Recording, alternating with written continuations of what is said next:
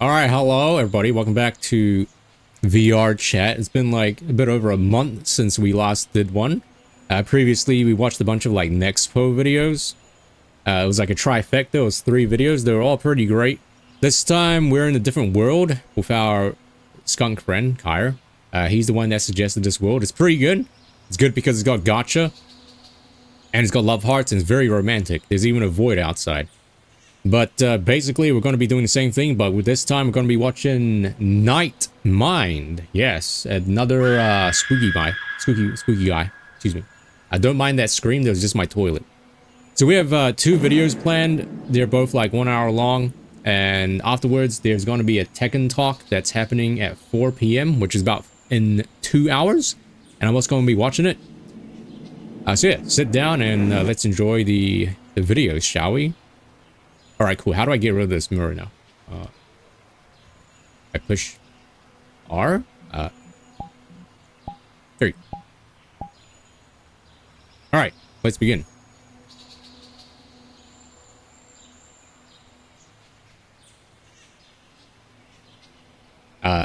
Let's begin.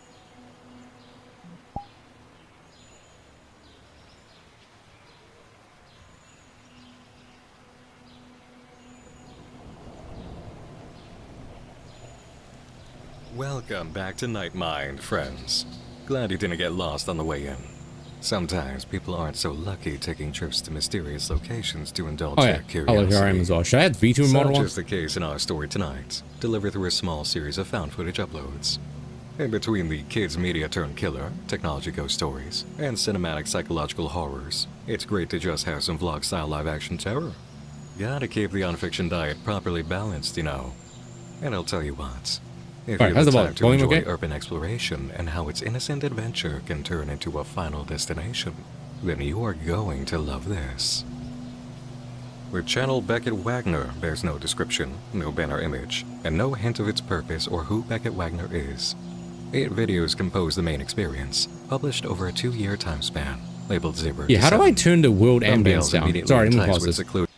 I know the other world has like the world options to turn the volume down, but how do you does this world have like a here. I guess it's just the world. I think having a little bit of the chirping is pretty good for ambience. Turned out like 50%. Alright. Vaguely familiar settings. Oh wait, no, that lowers this as well.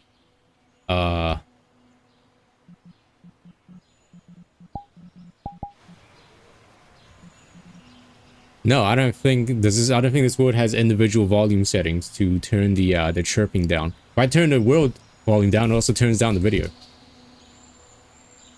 What site do I use my VTuber model? Well, excellent question, Pashi. And I'll say, stay tuned for my 80-word page document and video detailing how you, I'm pointing at screen, how you yourself can make your own VTuber model for free.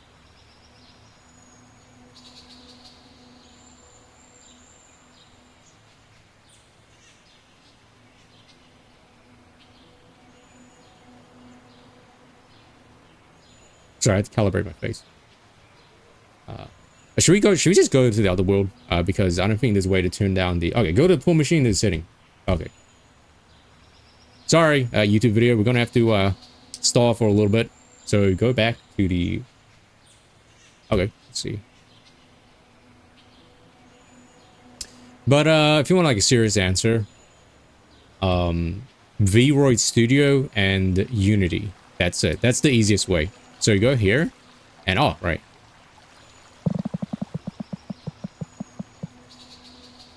Aura. I think a little bit of chirping's fine. Okay, yeah. That should be fine. Alright.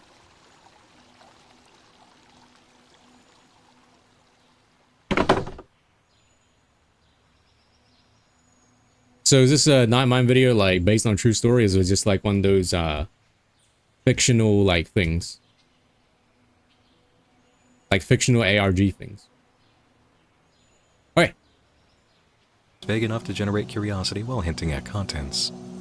Opening upload 0, Found in the long unused basement of a Massachusetts high school, we're introduced to our first student at the location. Alright. I found something kind of cool.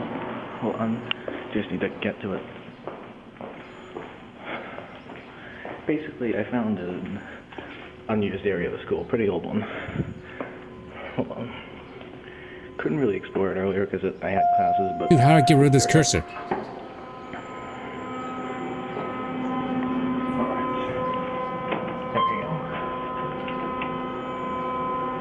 So basically, I found this earlier, because I found this earlier. It's a pretty small spot. I don't think I really think anyone goes to it very much, but... Hold on, sorry. How do I get rid of this cursor? There's an option, right? Like hide cursor or something? UI elements, nameplate, no. Chat box.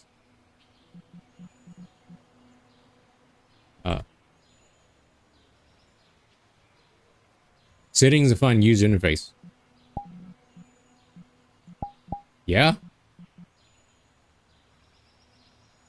Scroll down to general settings and uncheck the...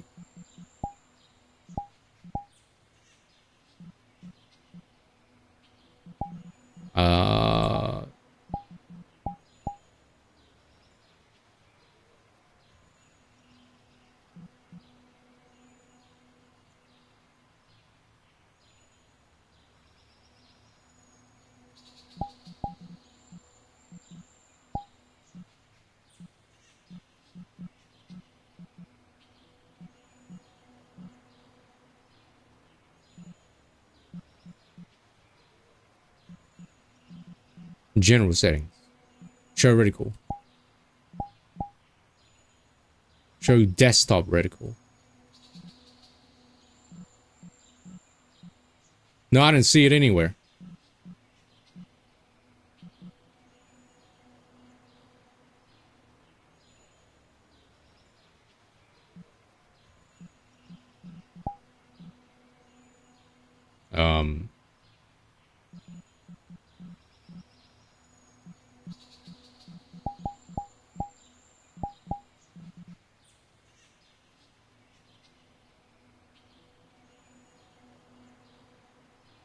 Why was the cursor like gone before, but now you can see it?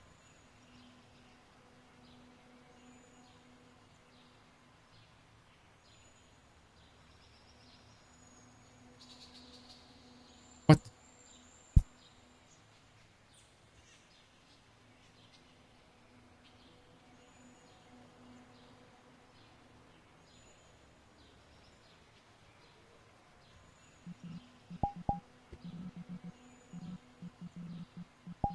User interface.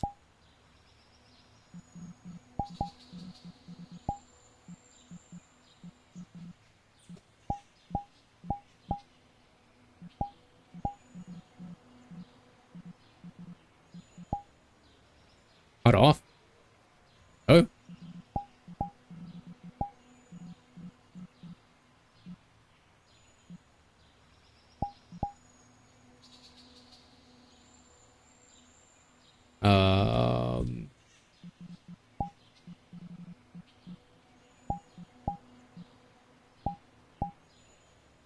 I don't know how to get rid of this.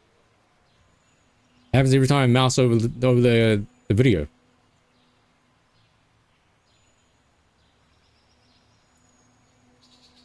Okay, let me go to the move here, see what happens there. You can stay there. Stay here, Kyra. Let me...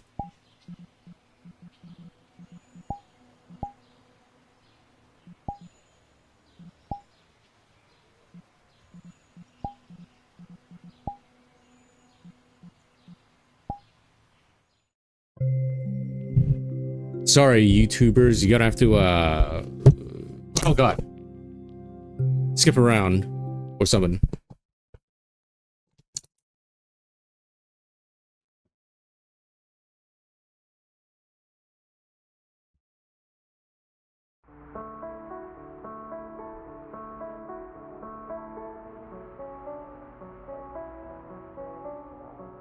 Boop.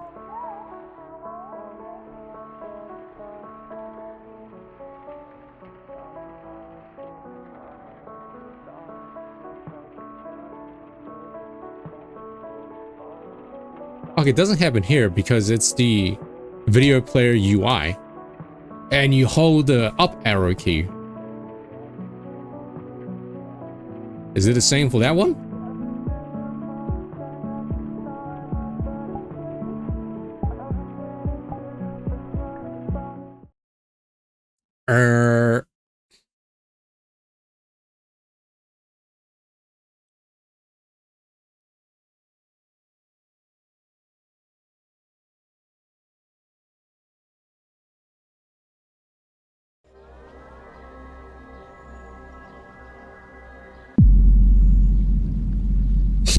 That beat drop to Huggy Wuggy.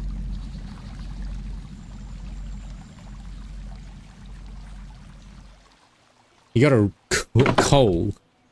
I think I got that one as well. It's my first one.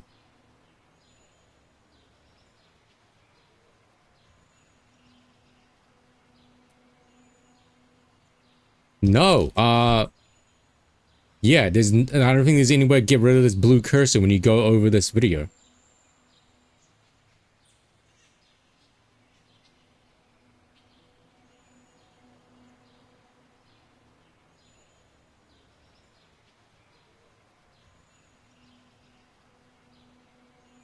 I could have sworn there was no blue cursor when I literally first tried to watch this.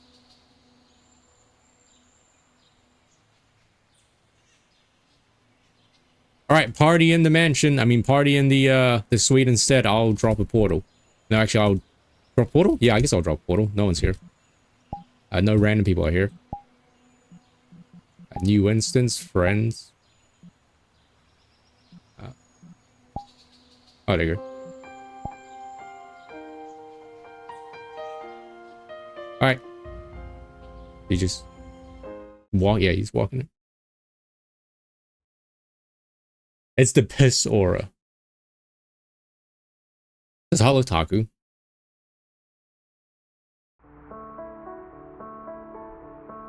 We got an hour and a half. We only have an hour and a half until Tekken Talk happens. Doggy.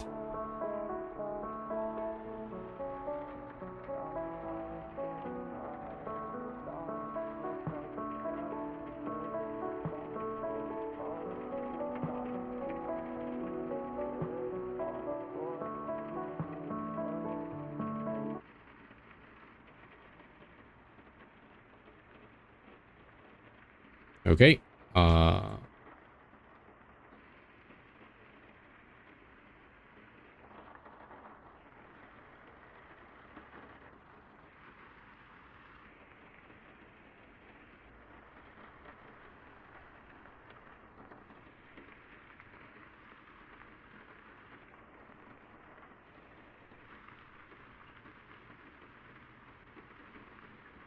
do I work this again?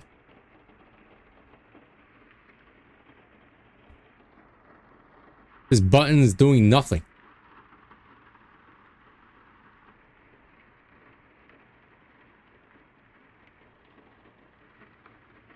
Oh, here.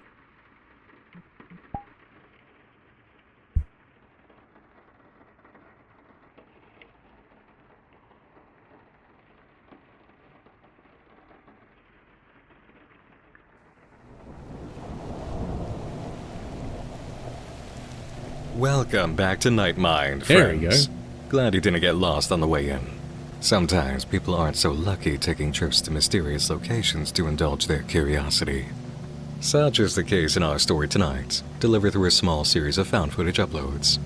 In between the kids media turned killer, technology ghost stories, and cinematic psychological horrors, it's great to just have some vlog style live action terror. Gotta Dude, keep is that your better? nonfiction diet You're too properly tall. balanced, you know. And I'll tell you what, if you're the type to enjoy urban exploration and how its innocent adventure can turn into a final destination, then you are going to love this. The channel Beckett Wagner bears no description, no banner image, and no hint of its purpose or who Beckett Wagner is. 8 videos compose the main experience, There, was that published good? over a 2-year time span, labeled 0 to 7. Thumbnails immediately entice with secluded, vaguely familiar Someone called the settings, skunk paired with exterminator. titles just vague enough to generate curiosity while hinting at contents. Opening upload 0, found in the long unused basement of a Massachusetts high school, we're introduced to our first student at the location. Alright. I found something kind of cool. Hold on. No See if you way, can it's get the to real this. Garone! Whoa! Basically, I found an unused area of the school, pretty old one. Hold on. Couldn't really explore it earlier because I had classes, but there we go. Alright. There we go. So basically, I found this earlier because I found this elevator. It's in a pretty small spot. I don't think I really think anyone goes to it very much, but I didn't have time to explore the spot floor because I had classes, but it's just under, I'm pretty sure, the STEM building. Alright, so here it is. The mysterious place, I guess. Nothing is inherently wrong here, just dust and isolation as the student describes his immediate surroundings. They attempt to open the doors, but all are locked, including the security exit. Strange. Finally, one of the doors allows entry, revealing a long, dark hallway. Only a flashlight and a dull green emanating This is light like the from nightmare exit I had. sign illuminate the way. The student begins to explore the area, and his voice carries through the hall, growing colder Should I turn off the with dust each particles? distant echo. This is weird. I gotta... Oh, come on. There we go. Need to switch the batteries Oh, on this God. thing. I'm only now realizing the exit door from earlier was locked. That's kind of a fire hazard. Alright, here we go. The student finds another door, locked, a common trend down here. A room appears that's marked as out of service, with no cause given, but there is a peculiarity about the sign being waterlogged. Another exit is found, and again, the exit is locked. The student moves on, hoping for anything accessible. I guess that's the end of that tour. Dang it. That was a little disappointing.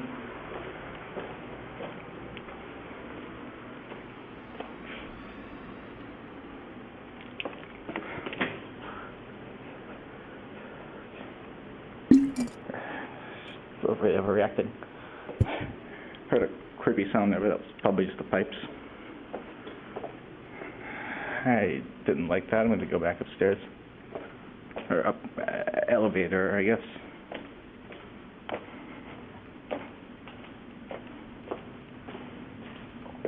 Oh, come on. This is a very cheap flashlight. I got it from CVS. Hey, what's that? I don't think they're known Like a for their bug. flashlights. Alright. That was the sound again. Old building, old pipes. I feel like this is from the 90s. I don't know why, but just sort of like a feeling. Safely back in the lights, the student heads to the elevator. The doors slide open, the student taps the button to head back up, and no movement. After multiple failed attempts to get the elevator working, our protagonist realizes the situation he's in. With all the doors locked, there is no way out. Time passes as locked doors are tried again. At first I The thought that was elevator is tried Vaporeon with again, like and nothing massive changes. naturals. Each time the elevator door opens, there's the fear something is waiting on the other side. An hour, maybe more, passes. The student attempts the elevator once more. The alarm's not working. Emergency stop. Emergency phone. Oops. If you're going to take the emergency phone out, just wait. And back at B, great basement. Bitch. But bad, I don't know. Language. Anything else that's bad I can think it begins with B. I have to go back in there. With nowhere else to go, the student returns to the dark hallway. Got to be an exit in there somewhere, right? They attempt to turn on the lights, but of course it stays dark, leaving them to wander back and forth, looking for anything useful at all. Back to the door. Here we go. Flashlight off.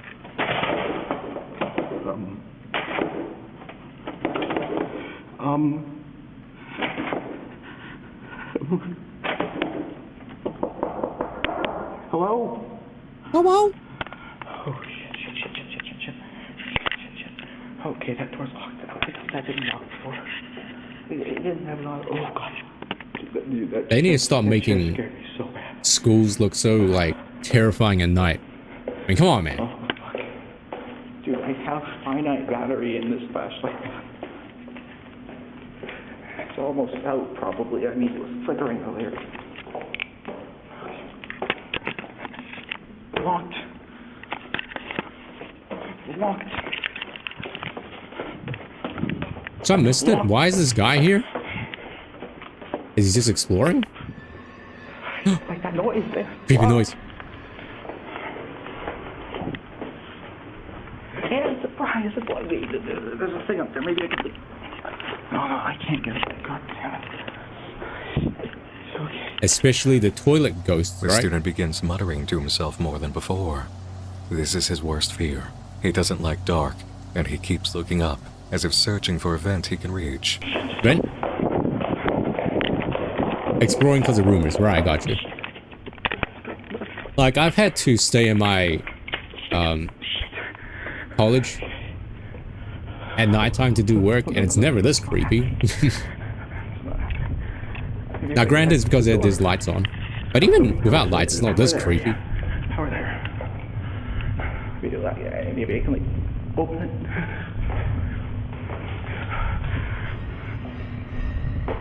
The noise. I don't like the noise.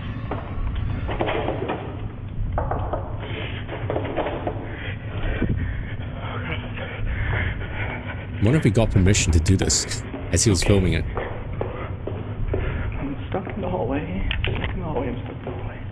There's no way out. What time it is? Forgive me. Shovel. My parents are gonna kill me. Locked. Locked. Door locked.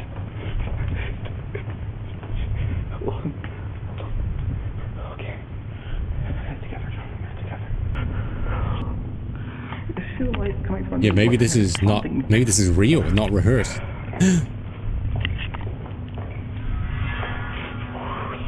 That's why this video is 2 years old. Because he's dead. Did you see that? You saw that, right? At the front of the door. It's someone. Someone's fixing the elevator. I saw footsteps. Hello? I'm stuck. Hello? No help. It's gone. It's gone. Great, it's gone.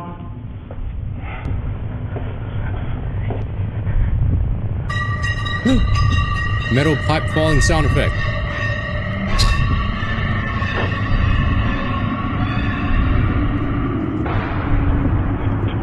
Is that SCP sound?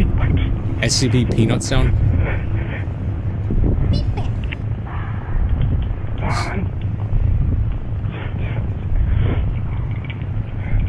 I can switch back. No, the camera doesn't have the same kind of batteries. There's the noise now, like that. Close. No. And just like that, the student is gone. He's dead. Left with whatever he kept hearing in the dark. Dog. The school sealed this basement off. We already have a potential reason why. What we also have is a solid opener for a vlog-style found footage horror series, though terror is more the flavor being served here. Upload Zero presents great Ads are gonna start in 10 seconds. It's just a guy exploring this odd environment. He's quite talkative. Some would say too talkative. But the situation is plausible, the character probably reminds you of someone or a few people you've known, and the exploration is recorded in very believable fashion. It's first-timer urbex, except the location overall isn't quite abandoned or truly run down. Add in the darkness, the isolation, the desperation as the elevator fails and no exit is found. Every moment of increasing noise and darkness cranking up the tension, and it's easy to understand how effective this is. The worst you can say is that some of its points of realism work against enjoyment factor. The overly talkative nature while recording, the runtime including a lot of nothing or empty descriptions of environment. But the realism gain primes you for the terror that comes at the end. We have a mystery, competent found footage vlog work, a monster, all presented on YouTube as if it were an ordinary video, allowing random curiosity views to reward people with an unexpected horror journey in classic unfiction fashion. Classic. This is a great start. Sorry, we got Very ads smart playing right now, execution, so I have to and like I'm sure it pause caught the a video lot of really people quick. off guard through those curiosities. Sorry. I'll be right back. All right, everybody, welcome back. We are back from the ads. Let's continue this horror urban exploration video. It clicks, which is exactly how we like it. Vlog project creators, take notice, and do take notes. As for all of you in general, now is the time to offer up the rest of the experience to enjoy in full impact. The remaining episodes together run just a bit over an hour long, and I've included the official playlist in the video description and pinned comments. Sorry, chat. I gotta go help my mom get the washing in. I think it's raining. Sorry, gonna pause the video again.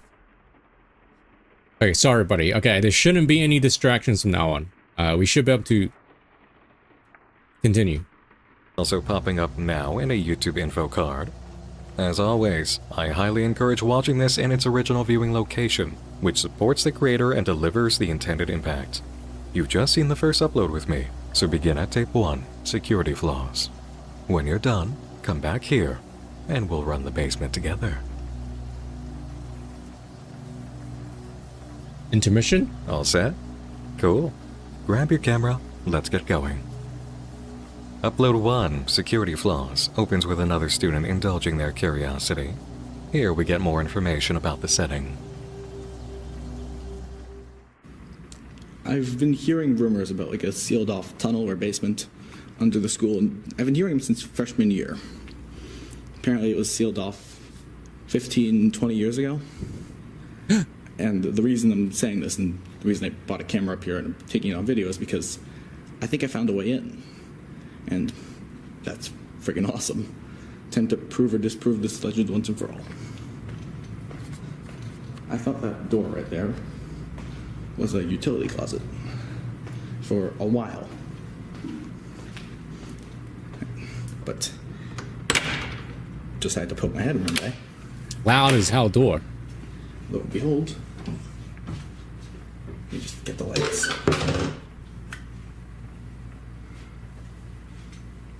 Old, I guess, storage area.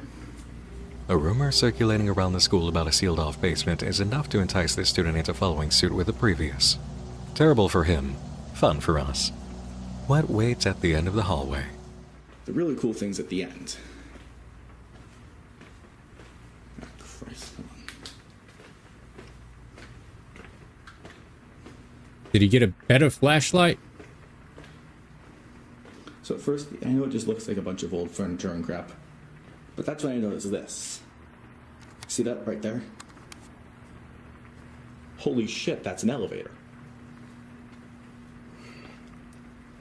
Should have gotten this out of the way at first. Hold on. An elevator, different than the one in the last video. But why is it blocked off in this manner? Move this shelf.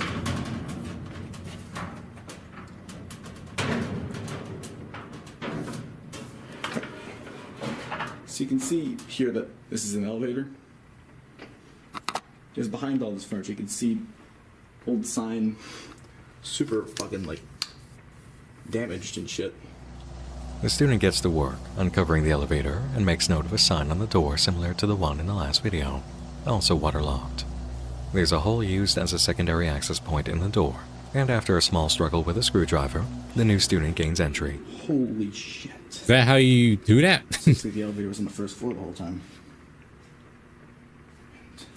Is that easy? There.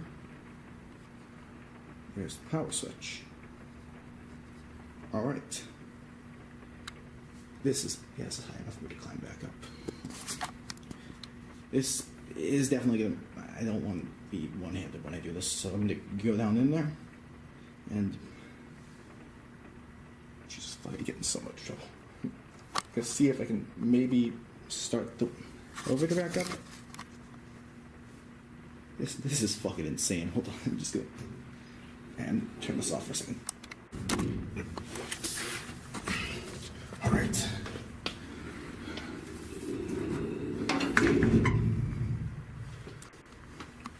Jesus Christ. Looking down the elevator shaft, we get a sight that's fairly uncommon. Rather than trying to access the roof hatch, the student tries the call elevator button to success. No freaking way. That works. How come no one else is? I didn't think this would fucking work. How did no one else try to do this then? No way. It doesn't look like I need my flashlight right now. This light's turned on. How many years it's been since someone else has been in this elevator? You can see this floor is taped off. This out floor taped off and out of service. Oh my god, dude, this is insane, man. Oh, the fucking button was like smashed. Basement Visual Arts. Oh my god. Would you want to do this? Hell no. Back to the basement, a department the school clearly didn't want anyone entering, according to that tape. We head into a new hallway, one brightly lit, that leads to the familiar space seen in the last video, but this time illuminated in a red light. Another elevator is found, which appears to have been shut off, and as the camera turns, so does the mood. Bright yellow caution tape covers a door nearby. After trying the other doors, all of which are unsurprisingly Hell locked, no. the student is left with only one way forward. What if like the elevator stops working partway through? Holy fuck, dude. Look at this.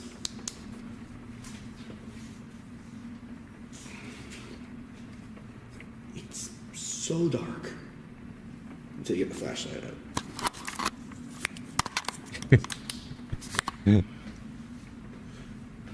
Cave diver. Man, regular cave exploring is scary already. And telling me you're doing that like underwater? Keep accidentally flipping in between them because of the way I have to hold this flashlight against my camera. Familiar Right amount of money? situation, isn't it? Student Explorer number 2 walks a similar path to the first, No, checking out probably more not. of that locked room along the way. He finds another further down and enters, raising a question. Who unlocked the door since the last video? Do I have any way of communication or no? Or is it literally just me and a flashlight? No phone, no anything. There's fucking dust all over these things. A bit of examination leads to the discovery of a loose USB drive, labeled Basement Shutdown Notice Cell Draft phone spotty 1110. It appears this USB never saw the light of day. Maybe they never announced the closure and quietly let ideas of the basement fade. I think cave exploring could be cool. Need the right person, obviously, the right guide. What was that? And I'm not The fun beginning. straying That's away what. like at all. The student gets moving, and in this hallway, we notice the ceiling panels are back in place. Has someone come down here to fix them? Or is something lurking above and hiding its tracks? The student tries creature. one of the exits, locked naturally, and heads the other way in search of potential others. Even a little bit of crack like it was. If I can have a Twitch stream running on my phone, then maybe.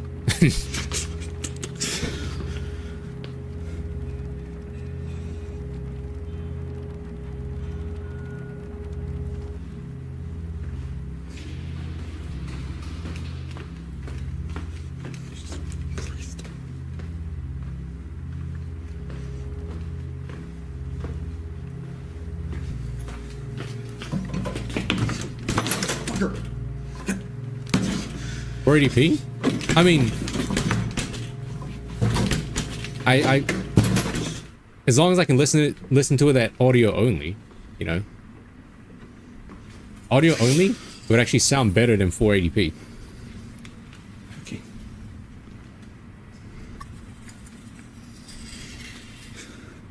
The door lock?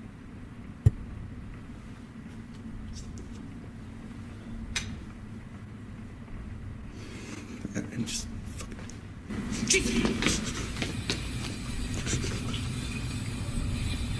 What's that? Stay back, monsters! I got a screwdriver. Was that like a hiss sound? Oh shit!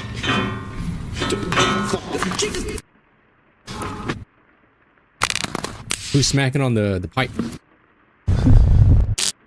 Oh, I saw that. This student's final recording gives us a little more insight than the first. Whatever's down here may draw blood. Upload 2, Security Flaws, is definitely a more well-paced, thoughtfully directed installment. Time use is better, a bit more exploration is given to us, and the That's use of 15 sound is minutes? stronger this time in a part of the basement that provides a do-or-die situation. Dead-end exit is Wow. locked, so the character must go through the area the noises are coming from, and they're having pretty strong reactions. Did they catch sight of something off camera? Maybe on the ceiling? Tape 2, a student explores his high school basement, follows the same trend as the others. They spot an out-of-order elevator and can't help seeing where it leads. Different person? Metal doors are beginning to become a bad omen. A siren call to students encouraging them to descend. Okay, it's a different person. Of course, this elevator is out of order, but student number 3 has a plan. It's a long shot, but recently I found a key, a ring of keys, that the maintenance shop needs to pull out one of the keys here. I've got this one in my hand now, and I think it might go to the elevator machine room. It opens a lot of doors. I think it might actually be a master key, but I'm going to try to open the elevator machine room with it, and God forbid if that actually turns on this elevator, go see what's down there.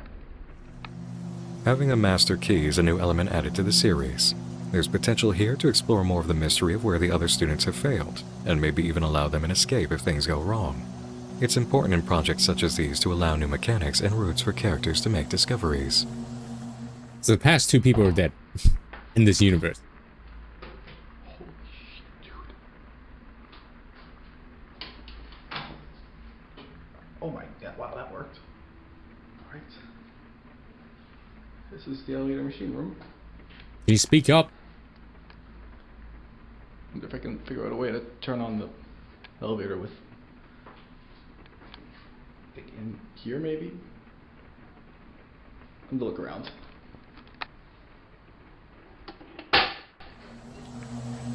This resourceful student gets power restored to the elevator. The plan worked. Unlike the other students, this one is unaware of the basement and the rumors surrounding it. Curiosity alone is the reason for this exploration. Alright. Unaware. Back at it again, and this time all the chairs are missing from their racks. People are active down here, not just students. We start to see the remnants left behind by the previous explorers, such as the caution tape torn from its door. Student 3 pauses Yeah, and our school had almost makes the elevators. decision that may save their life, but you must remember, this is a horror story. They open the door, and back in we go. I never took the elevator though. I always took the stairs. Bro, Did he just say bruh? do you see this shit? Okay, wow. Did he just say wow? Wow. Bigger than I thought. What the fuck's that on the ground there? Hold on. It's a shoe. Yo, nice shoes. It's like an old shoe on the ground. Fuck, who loses a shoe? Does that shoe look familiar? Guards? Makes Yeah, you wonder guards? what else might be left behind in your further school? in. To this student, the Wow. messy hallway is odd, but doesn't seem out of place for an abandoned area. For us, the audience, it seems the aftermath of the previous student's final moments. It was nice taking the stairs because it was like a glass. It was like a glass like building, so you could see the outside as you're taking the stairs. Still looked nice. Oh, Noodle, we're watching more cool. Night See that over there? Mind videos. That's a dead house centipede, Oh, cockroach. which means that there's house This centipedes. is the latest video. Fuck those things. Listen, I'm not one to be scared of bugs. It's basically an ARG about Fuck those numerous fat, students creepy, exploring crawly, their school million-legged campus. ass motherfuckers. Jesus Christ. If there's So one, far, probably more. it's about different students exploring Student 3 the enters the basement music room of opened their in the school. previous video and stumbles across a pile of floppy disks. The old 2 method students of have already saving and reading died. data on computers. It's been like 15 years since anyone's been down here. So this is student number 3. All of them are like drawn towards this elevator that leads down to the basement, It's like a music room. where there's like a creepy we have creature. a music department, but it's like upstairs on the top floor now. Yeah. Jesus Christ.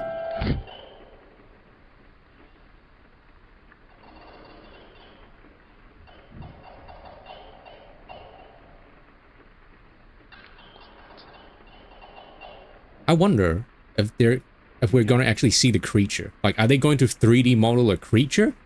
Or are we never going to see it? We might just, like, hear noises. But I don't think we're going to actually see it. Like, you know, those cane pixel ones. Yeah, fuck this place. It's cool, I figured out what's down here. I'm going back. Infamous last words. I'm going back. Of course, locked in once again, time to explore the last-ditch options for escape, and there is the master key, so there should be some kind of progress this time. Yeah. Not working? Shitting me? So, somehow... You know what? Oh, shit. I know, I'd rather get in trouble with you. Doesn't work. What the fuck? So, the door is open to get inside, but as soon as it closes, it, like, locks. Jump scare? Creature? It's stuck down. It's like locked down now.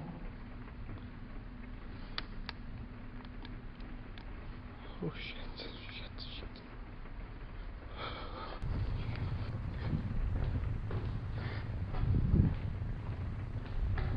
Safety violation. That is true, but like, then again, Use my key to get out of here. this place is closed off for a reason. Keyhole.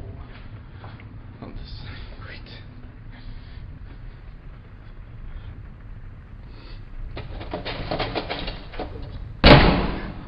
Hello? Can anyone hear me?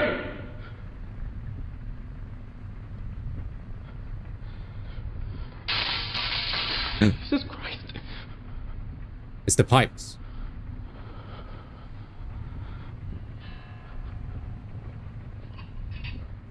The noises continue. The student's fear rises. He searches for an exit, just like the previous two, and in doing so, catches a previously locked door opening down the hall. The recording ends with the image of his bloodied body and the sound of something tearing into his flesh. Oh, okay. Huh. The body count of this hidden entity is rising, and while we're no step closer to solving the mystery, there's definite increase in direction and narrative quality. More is shown of what happens to a student, indicating the more violent nature of the threat. Different attempts at entry and escape are being explored, and more of the basement is being seen. Super alert. We have evidence of prior students' journeys and the school's attempt to quietly prevent access while still operating down there. And this is the shortest video yet. The creator understands time budget and pacing more here, as well as audience understanding of the situation necessitating a quicker approach for direction. More build-up worked in the previous two videos, but here, it was better to reward the audience with new information, induce the terror, and deliver the kill, since this is a familiar story cycle now. Next upload, going off the beaten path, gives us another protagonist. We are getting used to the rhythm of the series. Go find the back rooms? How will the creator raise the stakes? Okay, I'm in the art room right now, and on the way out of class. So somehow I this noticed something this kinda guy's weird. gotten like 4 So different there's this people door, and to for make whatever this reason, video series. I've never really thought about it before, Huh. but on the way out of class, I decided This guy knows a lot of people. see what's through here, and it's dark, so sports are over, classes are over. I decided to bring a flashlight, and I'm gonna go see what's through. This guy's even more quiet. Oh, I guess I didn't need the flashlight. This light switch. I just feel around for it. There we go. You guys hear that? Sorry, Nemo's barking again. The heck? Okay, hold on. Sorry, Nemo's barking. I gotta go check what he's doing. Sorry about that again. We should be fine for a little bit. This is new. Not new, it's old. Okay, at this rate, we're only going to be able to watch Not one new video to us, though. before The Tekken hallway starts. is more ominous now. The lights dim and flickering, creating a state of unease, almost like it knows what we do. In no time, the out-of-service elevator is found, summoned, and entered. The torn tape over the basement button is a small but lasting image. Evidence of activity from the previous students stand out like their tombstones. Ow. That black light? The fuck is this?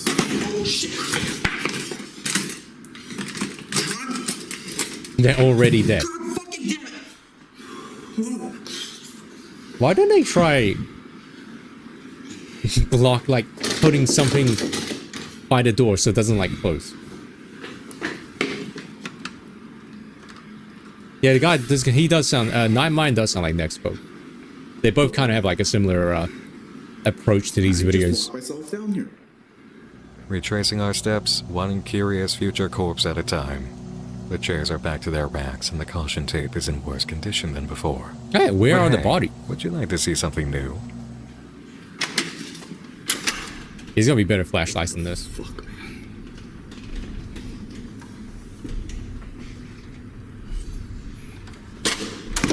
Not today. Hey, got a door stop. Right? That door, yeah. Not doing that mistake again. That's not how you use those door stoppers. Yeah, I've seen Our Nine. first protagonist capable of learning. Yeah, wow. Can you believe it? Yeah, I've seen Nightmine's VTuber. Let's It's see like what else furry, he right? does. If you listen closely, there's a familiar audio distortion as he comes across the shoe from the last video.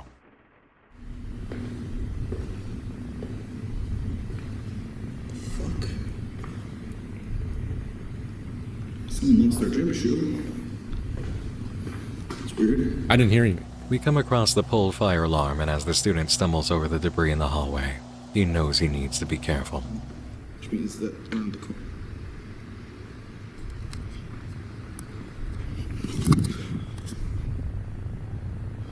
God, what is that? All I heard was Nemo barking. Going, "Wah, wah, wah, wah, wah."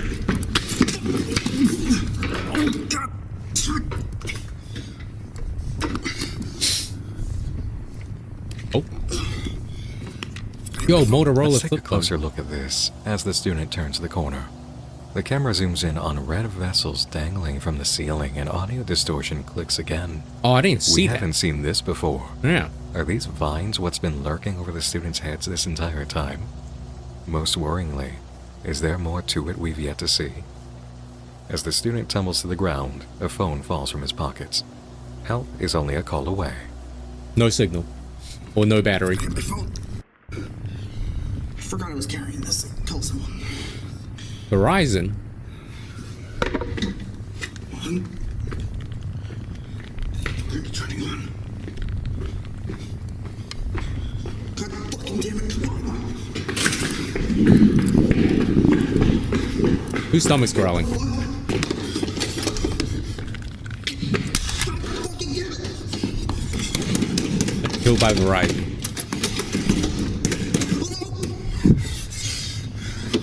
Fuck you. Isn't the door stopped at nothing?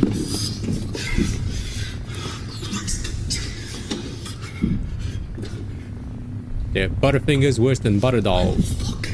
Did my door stop? Hey, this is screen that What could have cracked. moved the doorstop? Is there something more mobile behind the red tendrils? Maybe a person who can lock and unlock doors, as we suspect from the last upload? Came from later. It is locked. I swear to God, I put like a thing in the door. Oh my fucking I'm going that way again.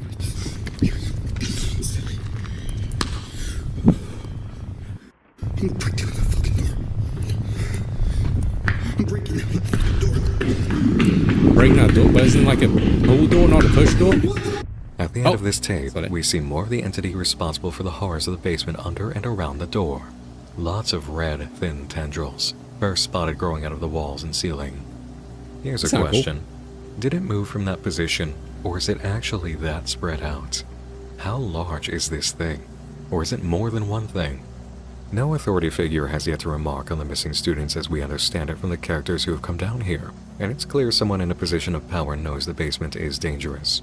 We have the caution tape on the door, the many attempts at blocking access to the basement, and maybe it's this thing locking, unlocking, and opening doors. But maybe it has help. This upload's mission was to change things up for us.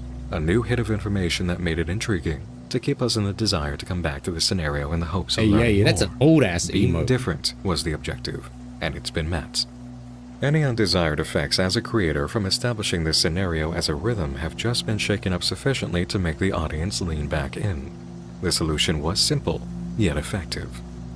As we move to tape 4, student disappearances, we've got to ask ourselves who exactly is posting these videos. Yeah. If these students have been killed or gone missing, someone must have found their tapes. But we've yet to come across more information on who exactly Beckett Wagner is. But it's clear now that people are noticing these missing students if the title is any indicator. This video opens up with a new student coming across the elevator. Same terror, same voice, different guy. Rinse and repeat, right? In this case, we get some more information. Same guy? What did he say? The story behind the school's basement is weird. It's kind of an established fact that the art center, which I'm in right now, was not the best constructed building, and they kept having problems in the basement with plumbing and electricity. And apparently all the issues got too expensive to fix. So instead of repairing everything, the school decided to renovate the entire upper floors and sort of sealed this place off. On all the stairs and elevators were shut down, and I'm now going down here for the first time in I guess 20 years or so. At least this The art guy's center, louder. originally in the basement, began having issues with plumbing and electricity shortly after construction. It was ultimately cheaper for the school to block off basement access and build up from the ground floor rather than implement any fixes. Interesting choice to make, and not immediately logical.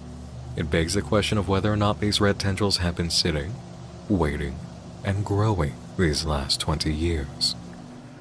I'm now officially in I've never seen the Bob's art Burgers. center basement. You got blue light or something? Smells bold down here. The student mentions the old smell of the basement, then enters the long hallway where the established pattern repeats. Shoe is found, fire alarm is tripped, doors are locked. But this time, the protagonist has a trick up his sleeve. The door's locked, hold on. I was expecting there to be a couple locked doors, so I learned this on the internet a while ago. Let me just get my pocket. Bought this paper clip. You just bend it. Classic bobby pin I want to paperclip. see what's inside, see if I can get through this door, but I'm gonna have to Lockpick. put down the camera for a second. It's gonna take me a minute. Got it. Oh my That god. was easy. Dude, this place Lockpicking skill reeks. upgraded to level Smells 99. like really gross old carpet, which I guess makes sense. Looks like they were doing construction in here. All I know is Bob Old Burgers internet from cables Vinny. hanging from the ceiling. You Oh, sweet, what's this? I need you to A split simple 5 guys treat. paperclip is enough to reveal a new Yes, area to father. explore. The student immediately says the room reeks. There are plenty of openings in the ceiling and wires hanging down. Knowing what's around here, all we can do is sit and watch as the student gets their survival horror run underway. And speaking of, we receive some lore in the form of documents on a counter. Finally, there's a name for the school, Stony Brook High. They've received a written warning their water supply will be shut off due to unsafe tap water. Maybe plumbing and electrical It's issues the are the real brain-sucking reason for the amoebas. basement being sealed off. But this does little to explain the entity residing down here. The immediate conclusion is that the water is unsafe because of the entity's presence. As a strange noise echoes in the hall, we know the hunt is on. Once more, the audio disturbance picks up. This place creeps me out. It's a dumb idea coming down here, but I did it, and I can say I did it. I'm leaving. But the door's locked. You fucking serious right now?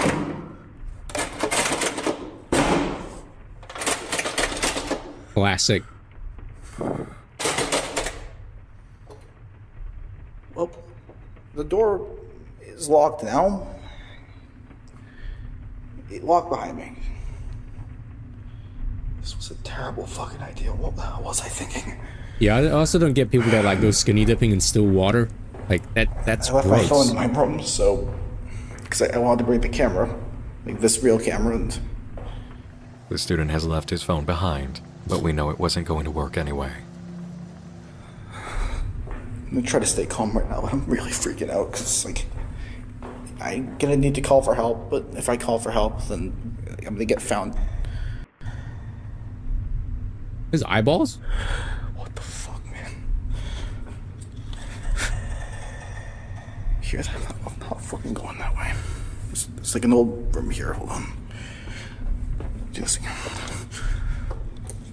Those white little thingies. There we go. It's like the most I've ever broken the rules. Holy shit. Hello? Who keeps doing that? Is there... Oh, no, fuck no. Okay, shit. He's bought himself some distance from whatever waits in the dark, but now we're in unfamiliar territory. The student spots a vent in the wall and climbs in, hearing creature noises echo around him.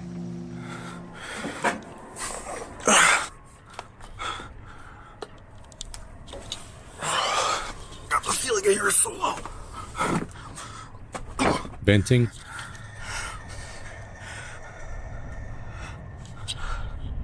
God, the fuck? What the fuck was I thinking going down here? I should have not gone through that fucking door. I swear to God, that fucking sound is following me. Oh, God. Can I fit under this?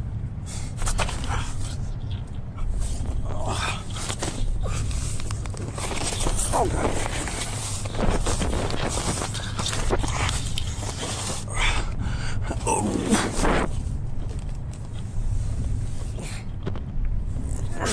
Yeah, I ain't doing no abandoned building exploration, alright? A new route presents itself with a piece of red tape guiding the way. It's torn, but ends with what appears to be ER. Danger is what we can assume.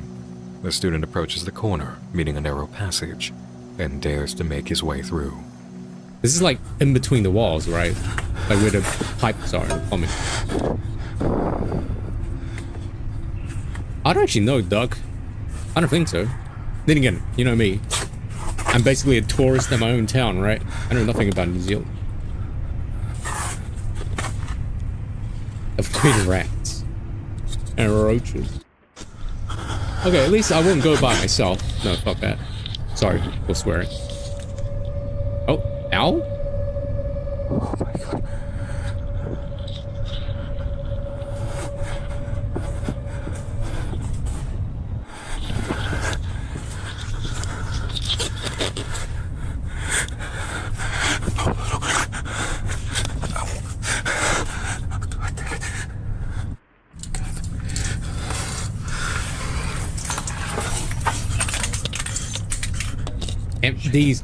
MD's a criminal. I knew it. Oh.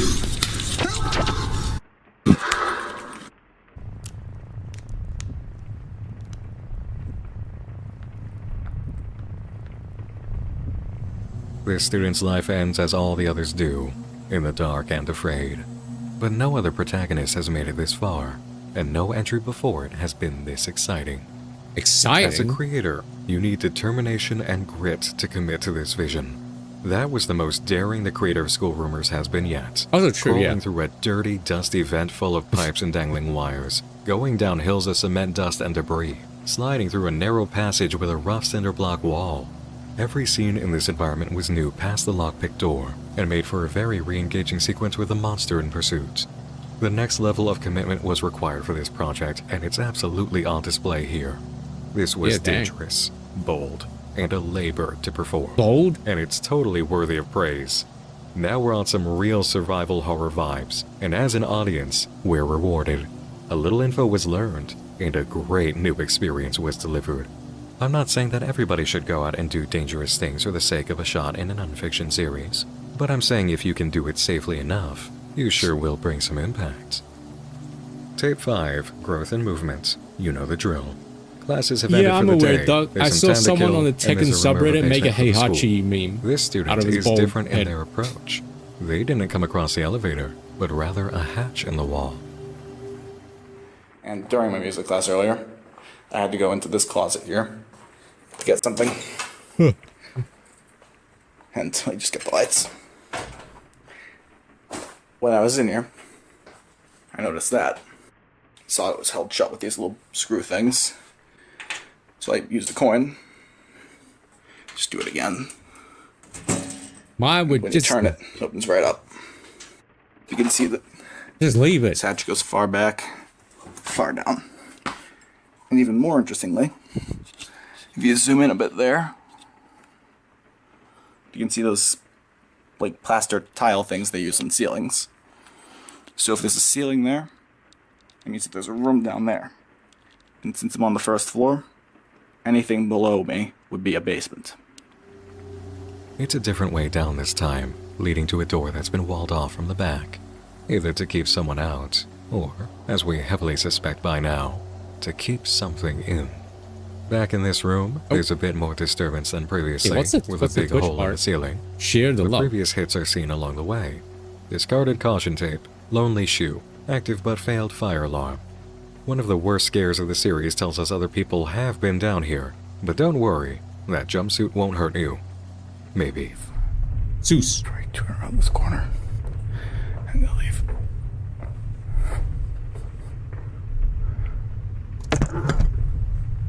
Whoa, whoa, whoa. Those tendrils grew even longer. The vines have grown larger than we've ever seen, and the student knows to turn away as if an evolutionary instinct activated. Something howls after him and gives chase. He reaches the elevator, actually gets inside, and uses the buttons. As the door closes, there's hope.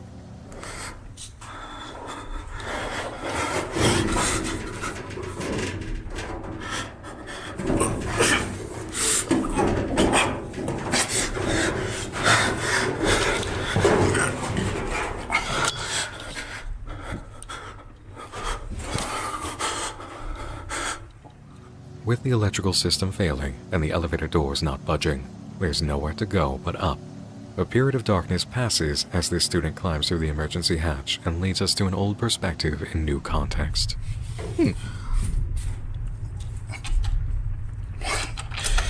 Oh, shit.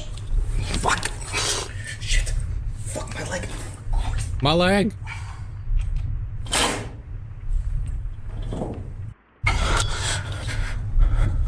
Oh, shit. Fuck, stop. Fuck. Somebody out.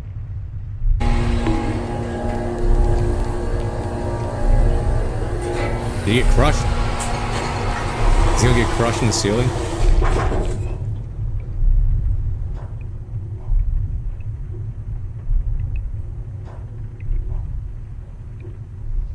An elevator kill. First a hatch discovery to open this entry, then that. This one kept up the creative work of the previous while indicating the growth of the monster.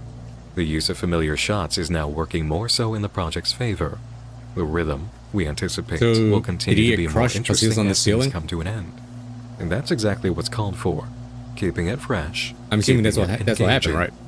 Now, regarding the process of the monster in the basement, it's obviously a hunting organism, but there's some time involved in the chase, though it's getting faster. Growth and movement is the title of this video, and we can see why. The vines have grown. It's fed plenty in this time span, we know that, and it's chasing after these students, getting faster in detection and catching them. It has yet to fail. The series is not just exploring all the different ways that students can approach the basement, fail to escape, and die while making some progress the previous did you not. guys know that there's a new Final Destination the growth movie? of the entity itself as they continue to die. The threat grows, and it becomes more interesting as the attempts grow. Tape 6, Message Received, is an interesting title. Let's see how this one And the goes. trailer is This about school's probably gonna a close in the nose next few ring years. kill. So never get a nose ring, Most of the alright? classrooms look like this now. 2/3 of the You ever student seen them? population have actually They're been like withdrawn by their parents. dumb fun. 'Cause they And don't those send their movies kids used to here scare me anymore. when I was little. And I gotta say, it's not really unjustified. Is this the same person? 6 students Sounds have the same. disappeared from the school. And every single one of these disappearances has been excused as a case of a student running away from his dorm after dark, getting hurt or not coming back. Ads are starting in 1 minute. Stuff like that's not unheard How many of. students? I think 6. I think the school knows more than they're letting on. And they've been trying to excuse these disappearances as a way to cover their asses, so to speak. The last one died. Outsiders have been taking notice of the missing students, and the school is suffering for it. This character is aware of what's going on the with elevator. the faculty regarding this, even if he doesn't yet know why. This is good, logical progress of narrative taking effects of story events into account. As for the descent, same MO as the other students. The cameraman knows the basement rumor and seeks answers. On his way to the elevator, he remarks that the school is closing soon. Now we have additional narrative stakes for seeing a rewarding conclusion and quickly. School We is find the closing? elevator blocked off once more, the most obvious sign yet that the school really does know what's going on and is taking little effort to prevent basement access. Oh my fucking god. Oh my... Jesus, dude, that's vile. Oh my fucking god, Lois. Fucking...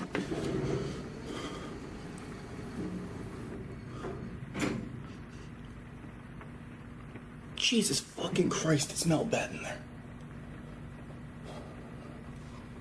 Bro, that like fucking stung. Oh shit. Alright, let's try this again. Oh my god. It reeks in here.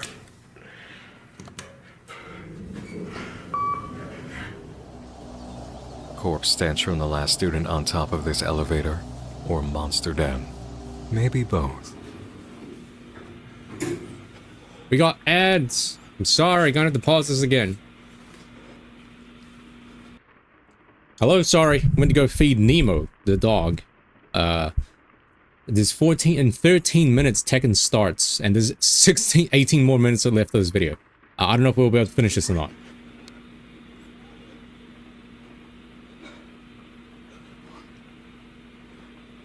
Holy shit, this guy has a smartphone.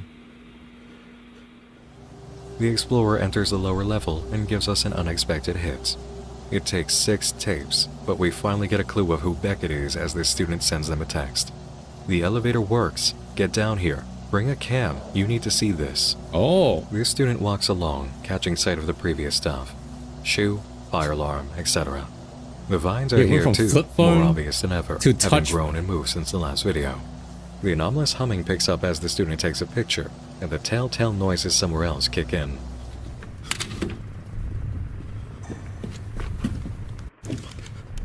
Actually smart? Is he hiding?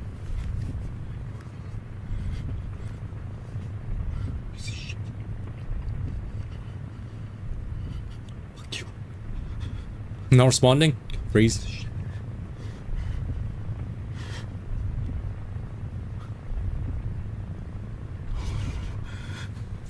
Fuck. He's choking.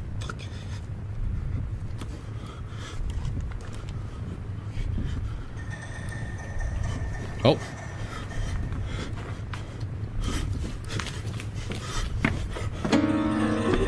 Okay, make more noise.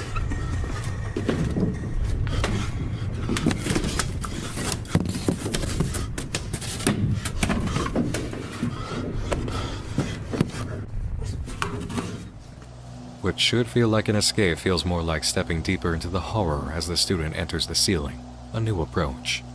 We follow him as he shuffles through over wood and metal, the hum of the creature slowly picking up. The student makes a critical error in movement, laying his leg on an exposed nail before Ow. tumbling through the ceiling. Damn, can't believe this guy's so committed. He got tetanus.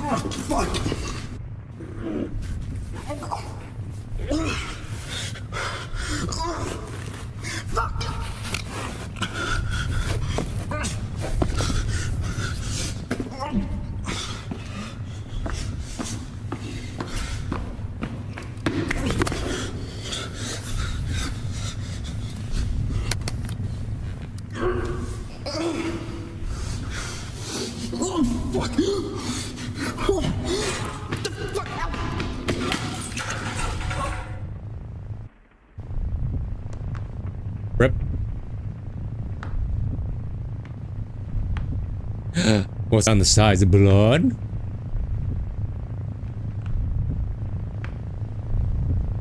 I think, was it Tolo that said you don't really get tetanus from rusty The nail? outlines of the creature are quite a sight in the presence of this newly made corpse. You get it from something. We're It's not still no necessarily just closer to rusty discovering nail. what the entity's main mass is, and it's starting to feel like we may never get that opportunity.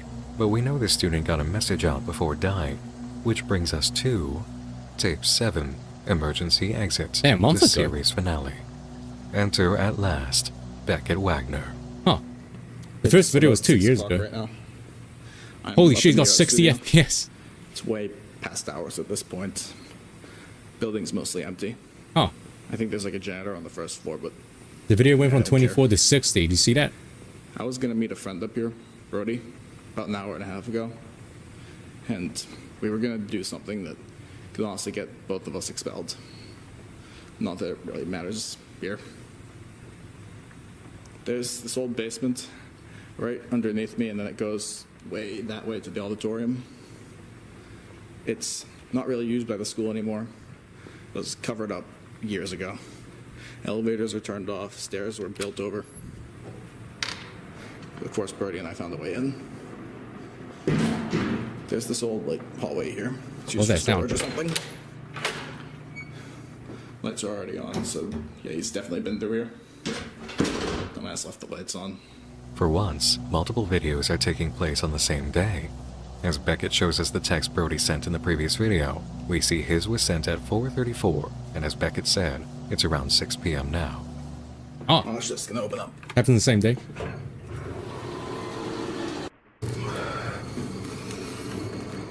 It's so weird looking at 60 FPS, like 60 FPS handycam videos.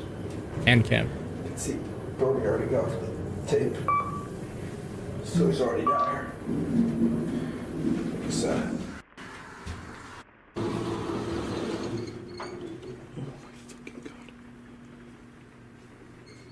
Brody!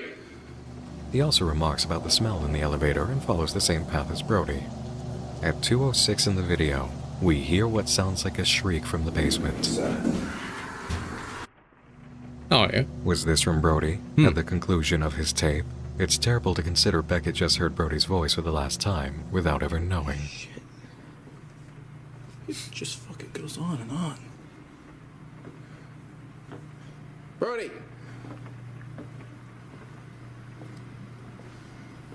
Yo, sick free phone.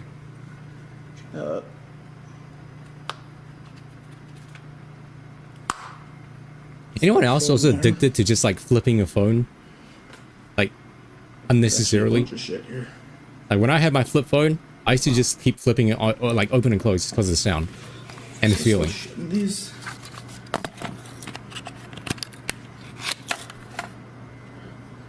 Holy shit. Okay. Also, when I had a slide phone, I would like keep sliding it up and down. In that case, Oh, you never had one? taking all these.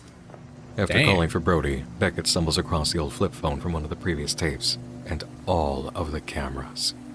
So this is how he was able to publish all the uploads we've seen. We finally have a survivor.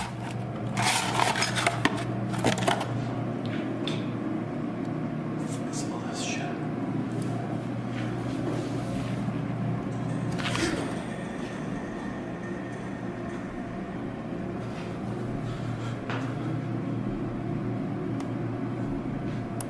Yeah, the feeling and the sound, they're both nice.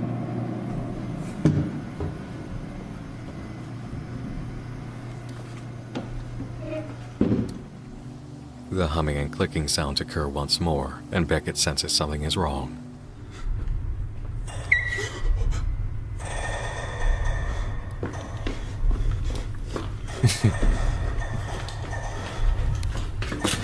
I had Snake on my phone. The noise strikes again, this time louder, closer. The hum of the entity follows. After trying all the doors, Beckett stumbles across Brody's phone, smashed and very out of place.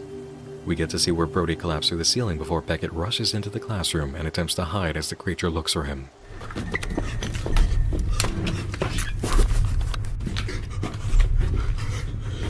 Yeah, I had both, but we weren't rich at all. I remember my sister bought me a Sony Ericsson, I think for my birthday. Oh shit.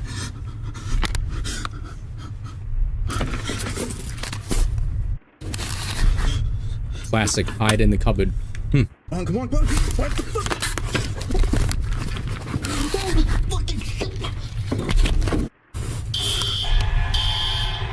Alerta.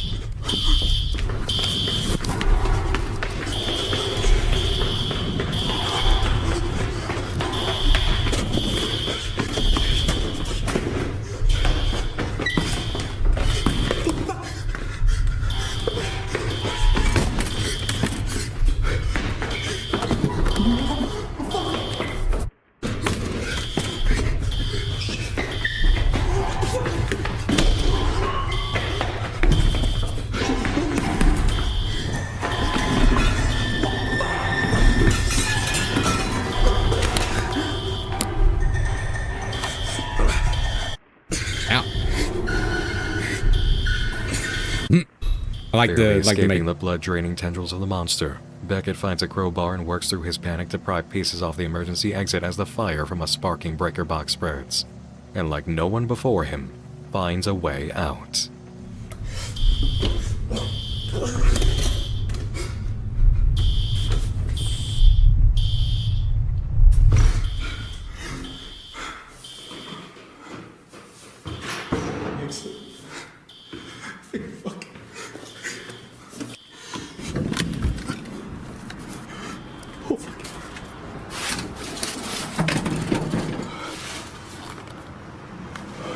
Was it outside?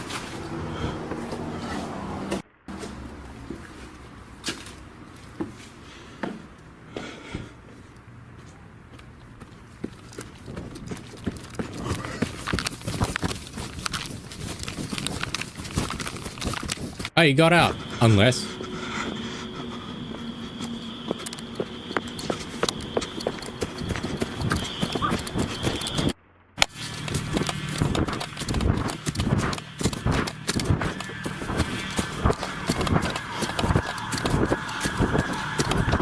Police? Beckett Wagner, aka School Rumors, is a found footage series that works every ounce of its simplistic vlog-style approach and utilizes a claustrophobic atmosphere in a setting all too possible for most of us to experience ourselves, playing on the common curiosity of modern buildings and their secretive labyrinthine sections. The rhythm of each student discovering the monster in the dark engages us as viewers in the same way slasher movies entice us even with a formula that's been known for 50 years. How will this one fight? How will this one die? And who's going to surprise us? What starts out so straightforward manages to stay largely straightforward, offering different variables and building on the previous runs while showing artifacts from attempts that came up short. Jokes in the comments section about it being a roguelike are hilariously appropriate, and that's part of the fun. You might even enjoy a tongue-in-cheek laugh about how even when it's not the same character every time, it's the same guy, adding to that roguelike impression. And yet, observe how we still went right ahead playing along anyway. The limitation of the one-man job here didn't limit our desire to re-engage. Good choices of cuts from scene to hidden and excellent use of sound throughout the project work together to compose a terrifying situation even while not much is occurring visually. Protagonists all react in largely agreeable states of panic, and while acting has never been the strongest house in unfiction projects throughout time, the creator's efforts to vary the characters can be picked up often enough, as well as energetic reactions to sell moments. This is a series that illustrates how anyone can create a successful series with a proper vision, even if you don't have much to work with or even other people. While the narrative doesn't extend too deep by the time the finale comes around, it's more than enough to leave us with chilling questions that may never get answered in an experience we enjoyed. Lots of people want to explain the monster in horror stories. Lots of successful cases prove it can be just as fun or even better when you don't. And as far as monster work goes, School Rumors shows how you don't need to be a creature effects student to deliver the impact. This was all a matter of sounds, red thread, blood, and tension. That's it. That's literally all it took to sell this.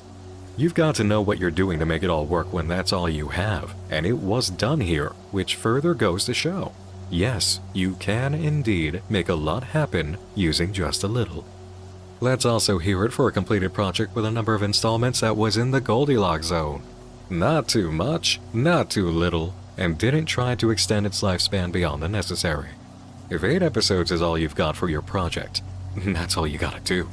8 can work just fine. Sometimes even 3 can work just fine. We have one-off projects that are just a single episode out there that are things of fame. The limitations of the building used was overcome with some clever tricks, bringing in new spaces with well-composed edits and showing off a bit more of the ground level of the school. The creator knew how to be crafty here, whether it was in a moment of selling you the idea of what was actually behind a certain door, even if it wasn't part of the school, or hooking up a convincing, sparking fuse box. And I would know, because School Rumors is a series I'm extremely proud to say was created by one of my Patreon project consultation tier students. I'm also extremely proud to say that, looking back in time at my opening communications with the creator when they approached me after doing the first 3 uploads, my reaction was, "Are you sure you need my help?" And while I've operated as a sounding board, guide, and general spotter from tape 3 through the ending, that sentiment has persisted. Beckett Wagner's creator has an excellent sense of what they're doing, and an intuitive creative vision that allowed them to operate very successfully here. In fact, one of my only consistent worries in the approach was too much of sounding like the same guy in every episode or acting the same, and effort was made to vary that up. You can spot those moments, but largely, my concern on that point has been cleared away by the sheer quality of everything, making it a non-issue. School Rumors is an exemplary project that made such simple work of generating an effective monster, making a location itself a monster, and consistently building on the little you can do to actually make a lot. The creator allowed their dedication and drive to bring them to bold new choices and attempts to present things on film that others simply wouldn't dare to try. In the sense of getting one's hands dirty to deliver the goods, this creator has never been afraid to get the shots. It was a marvelous night to view the ending published on YouTube, and it's another marvelous night to cover it here on Night Mind, and congratulate a Patreon consultation tier student on the completion of their project. Well done. Bravo. And thank you for trusting me to be your guide on the journey of creating School Rumors. Subscribe to the Beckett Wagner channel to stay up to date with anything the creator does in the future. I believe there will be more excellent creativity to come.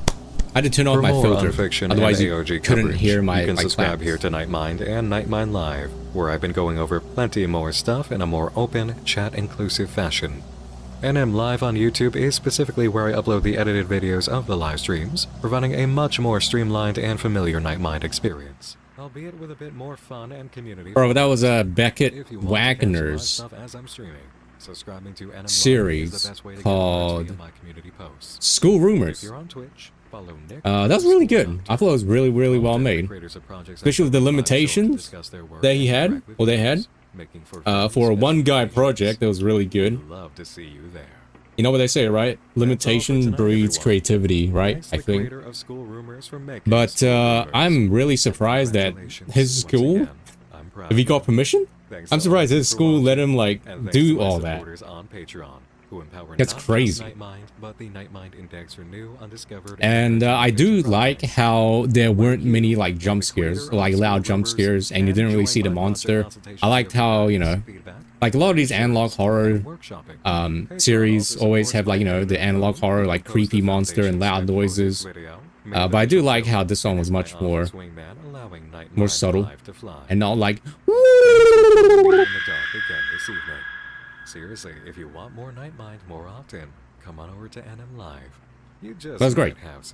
Shout outs to you, Beckett Wagner. It was a 2-year project, but because the first video was uploaded 2 years ago, and the last one was uploaded like a month ago. So dang, yeah. You'll be seeing me again Props. real soon. Until next run, sleep time. Alright, ladies and gentlemen. Ladies and gentlemen.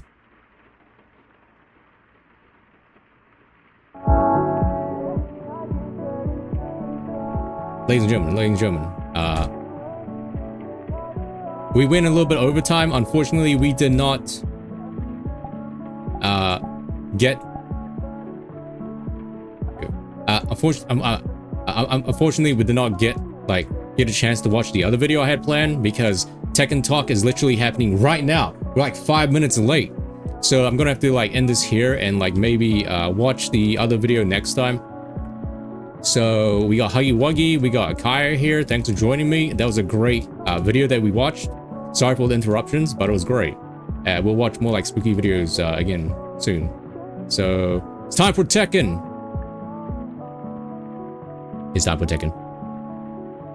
All right, hello everybody. Welcome back to more VR chat. It is me again, the guy, the Progen Furry, your #1 Progen guy. All right, so we're here. I'm gonna add this to the previous VR chat segment we did the other day. I was supposed to watch 2 Night Mine videos, but we got carried away with the Tekken talk that happened. So we're gonna combine this one and the other one. So what I have planned for today, I guess now, is only one more video that's like 1 hour long. Also by Night Mine. We'll see how it goes. From what I understand, it's also another like mascot horror one, I think. But this one's done correctly, or rather done pretty well. So we'll see how it goes. Without further ado, let me get rid of this mirror and we shall begin. This one is called Giggleland. The ARG answer to mascot horror burnout.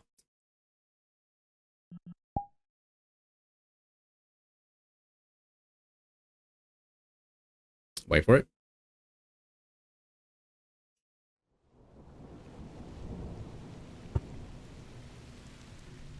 Welcome back to Night Mine, friends. And hey, listen, if you're a constant viewer of mine, have a seat. I know you might be a bit shaky right now. If you're new here, hold on a moment. I gotta chat with the usual visitors for just a second. Hello. This subgenre, mascot horror. I know it's not like me, at first glance. Our very brief brushes with anything like it have been due to absolute excellency in nonfiction achievement that only sort of runs across that subgenre categorization and defies tropes. I thought this entire thing was the Underwater TV. Wonders. I did that one on Night Mine Live. But No, I'll it's come back to here. it It's soon just for a this. deeper exploration. You get it? Deeper. Underwater wonders. Usually, something like Giggleland would appear in my radar. Okay, and Mom, I'd just I'm blink gonna and sit let it really close to pass, TV, all if right? Not for 2 things. Sorry, Mom. Its animated ad rollout is actually dedicated and quality, and stylized period animation error work is always a way to get me. And second, but more importantly, for an ARG production meant to build hype around an incoming Steam release, this team isn't playing around. And Wait, I did the Steam experienced their game? excitement going through it, which compelled me to go further, and the revelations that it comes with. I've looked at what's come out in the pre-launch phase. I've looked at all of it, and seriously, this team means it. The levels of "you thought you knew what this was" keep increasing as you go on, to the point of so much enjoyment and respect that I feel I've got to do this topic tonight for our visits. Because if they mean it enough to do this now, maybe Hey, the is that upcoming good? Steam game it includes will be awesome? Unanticipated? Mold-breaking? Look, mascot horror is oversaturated, full of tropes and milked to the top of the pail. Everybody knows it. Starry-eyed Scott Cawthon wannabes smelled as much money as they wanted if they just play the right angles and develop did the entire planet get multi-chapter smaller or is it just systems me? with constant merchandise rollouts, where every slice of the theme park requires its own ticket purchase. Wasn't it You bigger? know it, I know it, your mother who lives on Instagram and only checks out beauty product reviews somehow knows it. And I think the Giggleland developers know it too, and designed with that in mind, and the thought of it gives me such a Cheshire Cat grin. I'm inclined to give this project its moment to show us what it can do and who it is. And after seeing what's built so far, I'm making the informed choice of buying the ticket and going in knowing something the early detractors don't. Do I need to sit this It's close? spoken to me, and I like what I'm Oh. hearing. So, wanna get in on the ground floor? Oh, Let's wait. start with Giggleland's premiere, There a you- YouTube ad that played on several channels that have to do with, surprise, ARG and internet Couldn't horror tell 'cause it's so inspiration, dark. including my own, according to what I've read about its rollouts. Welcome to Giggleland! I'm Elliot. And I'm Ella. And we're happy you're here. But before you head into the park, there are some rules you must know first. There's rules? I thought this place was fun. It is fun, Ella. But you can't have fun if you're not being safe. Hey, you guys, Rule number 1. you Stay guys out seen of this? areas you cannot enter. If you Oh, hey, see Yokai. this sign, that means you have to stay away. Oh, but what if I want to know what's inside? Well, I'll tell you. These areas are filled with machinery that helps keep the park running. You don't want the park to break down, do you? I guess not. Rule number 2. You must be the appropriate height to ride the ride. Hey, pipe down. If your head doesn't reach the arm, that means you can't ride. That's not fair! Remember, this is for your safety, Ella. Rule number 3. If there's Oh an shit, here it animatronic comes. park, follow the exit signs and get out. Hey, what happened to the lights? Rule number 4. Elliot, what's going on? Don't be afraid. There's no reason to fear us. Elliot! Rule number 5. William, okay? If you feel a panic setting in, remember somebody to hear take deep breaths. Someone stop him!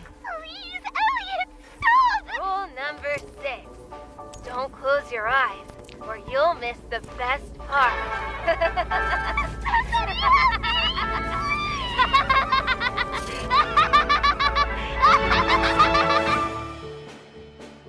Oh. Tropey? Yes. Yeah, it's got the tropes. Extremely Cute tropey. child's media portrayal, setup played straight despite dipping into obvious threatening material out of the genre, presentation of monstrous aspects way too early, and everything about the sense of something being disturbing.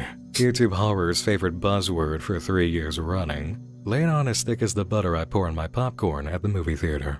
Because of course this is popcorn, but that animation and voice work is delightful and evocative of cartoons for young kids seen in the early 2000s.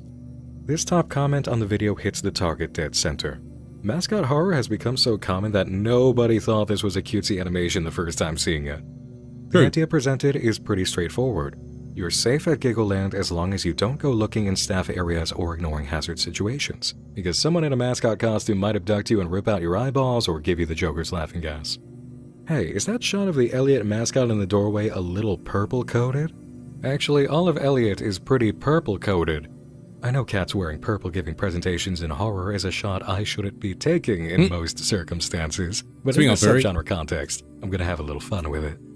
I need to address the glitches briefly. Lots of text there, but it's actually not important. To explain why, if I can direct you here to the video description, we have my age-old nemesis binary code, run it through the decoder, and we have a Discord server for Giggleland. Joining means agreeing to the rules, of course. We have a peculiarity in acknowledging the ARG aspect. The cartoons produced by KMW aired years ago. You won't find any hidden information relevant to Giggleland in them today, especially if they glitch or show errors. It's an odd inclusion, but frame-by-frame study of the media makes this make sense. The sweeping majority of it is flavor effects, with text that you can't even properly discern for true meaning. Is this fine? My Or is it guess too is small? that the game runners are not happy with the choices made in including them. I think that there's a possibility of edits to these videos coming later to better reflect Giggleland's adventure and the team's intention. Take it as law from the Game Master representative, along with what else is noted in the guide about what's out of game. Forget parsing text inside the glitch effects. Note the glitches as the prominent thing. The text is irrelevant, everything we're about to go over is actually in-game. The rules inspire us to check out the website, and there is a channel with official links. I believe these were meant to be found organically, and I know one immediate connection for one of them. If you go to the Steam page, you'll find the game developers are listed as KMW and a YouTube video ID, a first in game development history and probably YouTube history. If we check out the YouTube video that helped develop this game, we get Elliot Ella Episode 3 2010.avi. Man, the quality is actually really good. Elliot! Come on and help me already! Oh, all right, I'm coming. I'm sorry, Ella. I must have lost track of time. Wow, I didn't realize there were so many weeds. No! You're doing it all wrong! Here, watch this. If you pull it out too quickly, you won't actually pull the root out. You need to be careful and firm, like this. Firmly grasp it. Wow, Ella, you're really strong. Oh, I know you can be strong too. Just remember Bully. what do you jerks want? Looks like somebody dropped this. Hey, that's mine. Time to play cat in the middle. You think you'll be famous one day? As if. Oh. They pushed first. It's okay to commit Elliot, crimes. we need to remove the weeds from the garden. Kill. Kill.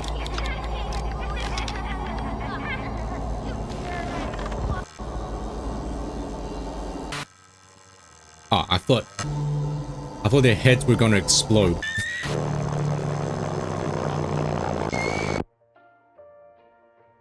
Obliterated.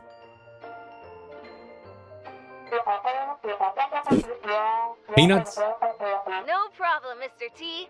Ella really helped me out. Where is Ella? Hey, Ella! Crumpled.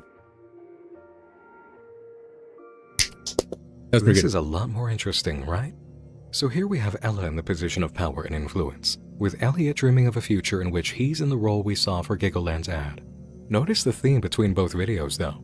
There's computer machinery malfunction occurring in a sequence involving Elliot that puts him in a threatening stance, and then kids go missing. The most obvious idea we can draw when it's this subgenre is animatronics gone haywire, right? An Elliot animatronic that goes on the loose and snaps, but we'll need better evidence to make a claim like that, especially because the first video showed that it's kind of a mascot costume as opposed to an animatronic. You can see the stitching along the side of the head.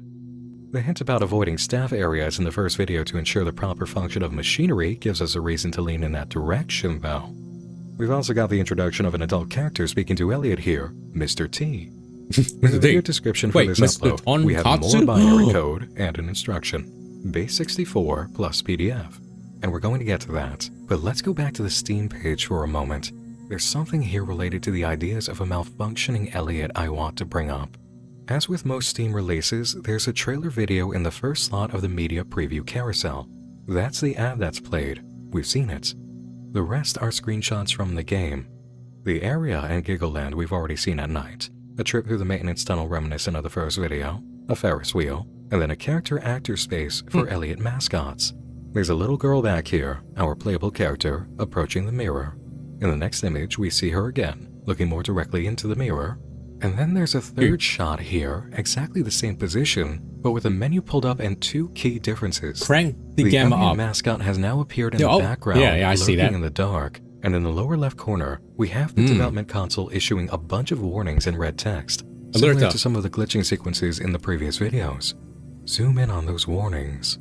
Info. Refer to the system documentation for parameter details, admin.giggleland. Warning. Timestamp. Detected unexpected behavior during idle state. Event triggered outside expected parameters. Error. Invalid model spawn detected. Output. Invalid model spawn, model ID null. Error. Unregistered model instantiated at position. Warning. Issue flagged. Hopefully this is not another FNAF security breach. Please submit findings via report tool. Do you understand what this means? That Elliot model in the background shouldn't be there. It spawned during the idle state. It popped up while it was paused. The ideas of glitches related to Elliot may not be hinting at an animatronic at all in-universe. The game itself may be corrupted in the way he behaves, which I actually really like, and I respect it a lot as a fresh idea in a mascot horror game. I really hope this interpretation's correct. As for the rest of what's on Steam, here's the run-through of the game. Welcome to Giggleland. Join Toli on her very special day at the park as she searches for her missing father. Explore our wonderful attractions, meet our ever-smiling staff, and experience the magic that makes Giggleland the happiest place in the world. Just remember, every guest must follow the rules. The management is very particular about that. Navigate through themed areas filled with colorful characters and hidden passages, each holding pieces of the truth. Solve intricate puzzles throughout the park. After all, good children follow directions. Uncover a story of family, belonging, and the true cost of endless happiness. The park is waiting. Will you join us? You know what? If things keep turning out as cool as they're shaping up, I actually might. Back to the binary code on that second video. When decoded, it reads, "Visit our website for more fun." So we do that, finding ourselves at giggle.land, a discovery made by Giggleland Discord server user FaceMelter9000. Thank you, FaceMelter9000. Pony. And it really is fun. An old website, a little bit amateur, some elements scrolling, others flashing. Some of the screenshots from Steam are here, but one is different. The shot of Toli at the character-actor mirror. But someone's looking at her. Looks like we're viewing her from Elliot's perspective as he stands in the dark. That's disconcerting. But hey, check out these guest reviews, especially that first one. A joy to play. We wish this theme park was real.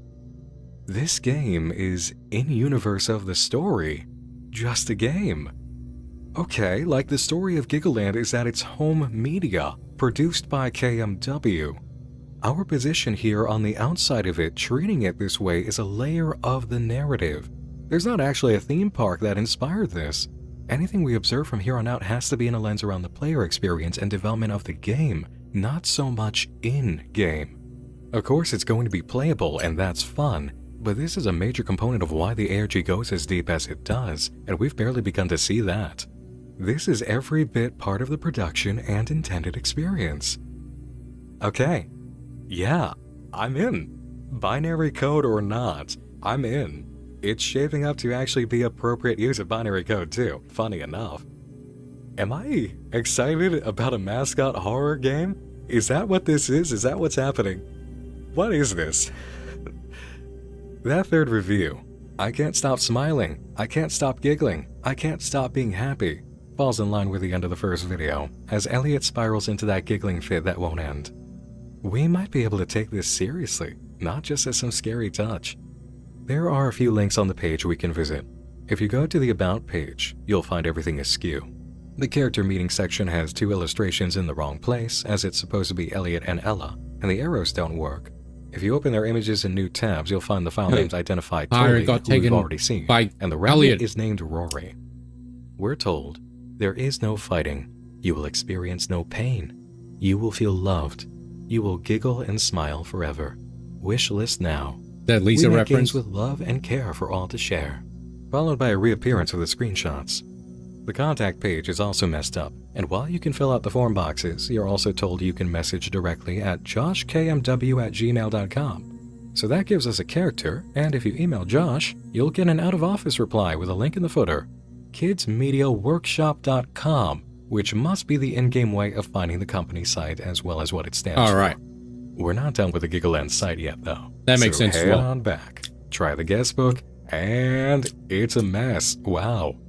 What is this language? Holy. The news page is equally screwed. No understanding of what the text is. Man, at least someone's happy. The gallery page is broken, probably because we can already visit that in 2 different pages. Then there's secrets. The text on this button is discernible. Exactly. Go. Well, it's like a magic eye book. Holy.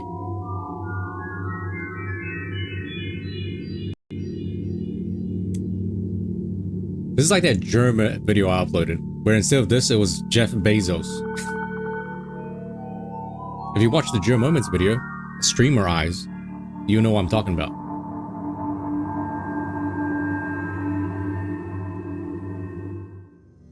Oh, okay. At least there's some ambient music to go along with this ocean of Elliots. On a scale of 1 to 10, with 1 being stressing and 10 being soothing, how do you rate that experience? Personally, I give it a 5. Last note on this page. The title in the URL is fun.html. Very fun, thank you. There's one more clickable item on the Giggleland site, the star image. We're given a page of text from Bowlby's research findings, referenced in Texas Child Care Fall 2010, page 18. I never knew how to use those magic eye books. Cry it out, their cries go through a predictable Everyone else could, but I had no idea how. Phase 1, protest, loud cries and extreme restlessness. Phase 2, despair, monotonous cry, inactivity, gradual withdrawal. Phase 3, detachment, renewed interest, albeit remote, withdrawn, distant. A baby, left to cry it out, will eventually stop crying, but it won't be because distress has been eliminated, but rather, the baby learns that there is no longer any hope.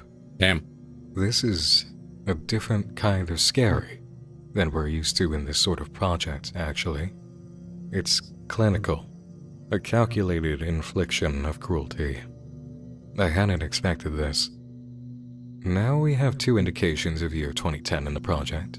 And if we roll back to the first one, Elliot Ella episode 3, and check that video description again, we've still got to reconcile that line, base 64. Did you figure out those magic eye books? Base 64 I never could. Coding, that's obvious.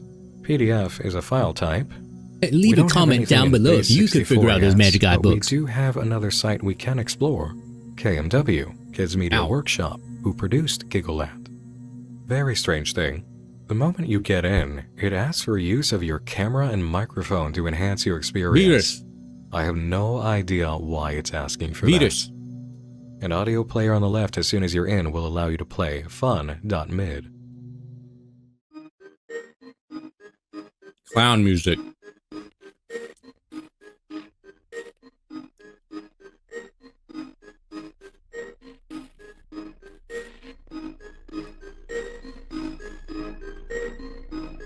Oh, top right. It's like cursed.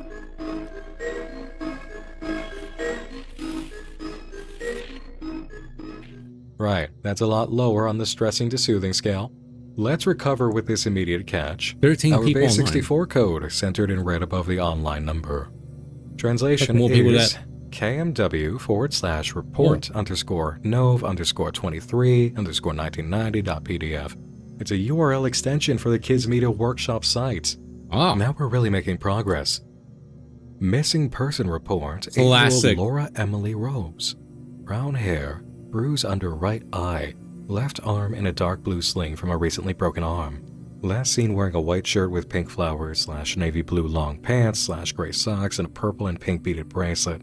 As a social worker, Dr. Kelly Terrence, and a history of anxiety reported under treatment with Dr. Valtteri Nadir before undergoing treatment with Dr. Terrence, who she sees twice a week. Laura lives with her mother, Amy, separated from the father, Alan Palerna, who mysteriously had a prominent cut on his bottom lip. On November 23, 1990, at 6:36 a.m., Amy Robes called to report her daughter missing from her bedroom. Officers Caden and Malaru responded and found various belongings missing from Laura's room, TLDR? including clothes, snow boots, a blanket, stuffed animals, and a drawing pad. The window in Laura's room was slightly open. Miss Robes acknowledges the window was closed when tucking her daughter in the night before. A search in the woods near the house turned up 2 sets of footprints, 1 child, 1 adult. Miss Robes summarized the previous night as follows. Laura had been watching TV from 6:30 p.m. to 8. At that time, Miss Robes turned off the TV, eliciting rage from Laura, demanding the TV be turned on. Wanting to watch past bedtime was normal, but anger was a new response. Laura claimed she needed to watch the end of the episode because she had seen her name at the end of a previous episode and needed to see what happened. Miss Robes turned the TV back on, but the program had already ended. Laura was adamant about watching anyway, but eventually went to bed at 8:30 p.m. At 10:45, Miss Robes went to bed. She said she heard no noises during the night and her only suspect is her ex-husband. Laura's anxiety had increased since Miss Robes filed for divorce on November 5th, just weeks prior to the disappearance. Miss Robes claimed Mr. Palerna had assaulted Laura, leading to her broken elbow. It's noted that their social worker, Dr. Kelly Terrence, has this information, and Laura was closer to Dr. Nadir.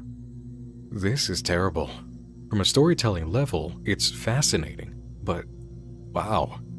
We have a missing child willfully having left the home after claiming to see their name at the end of a program 20 years before the time frame we've been receiving info about a fictional theme park game. I want to know how this factors in immediately. Let's go back to KMW's site and look around. yeah, sorry, I gotta be right It back. said they've been empowering quick. young minds since 1993.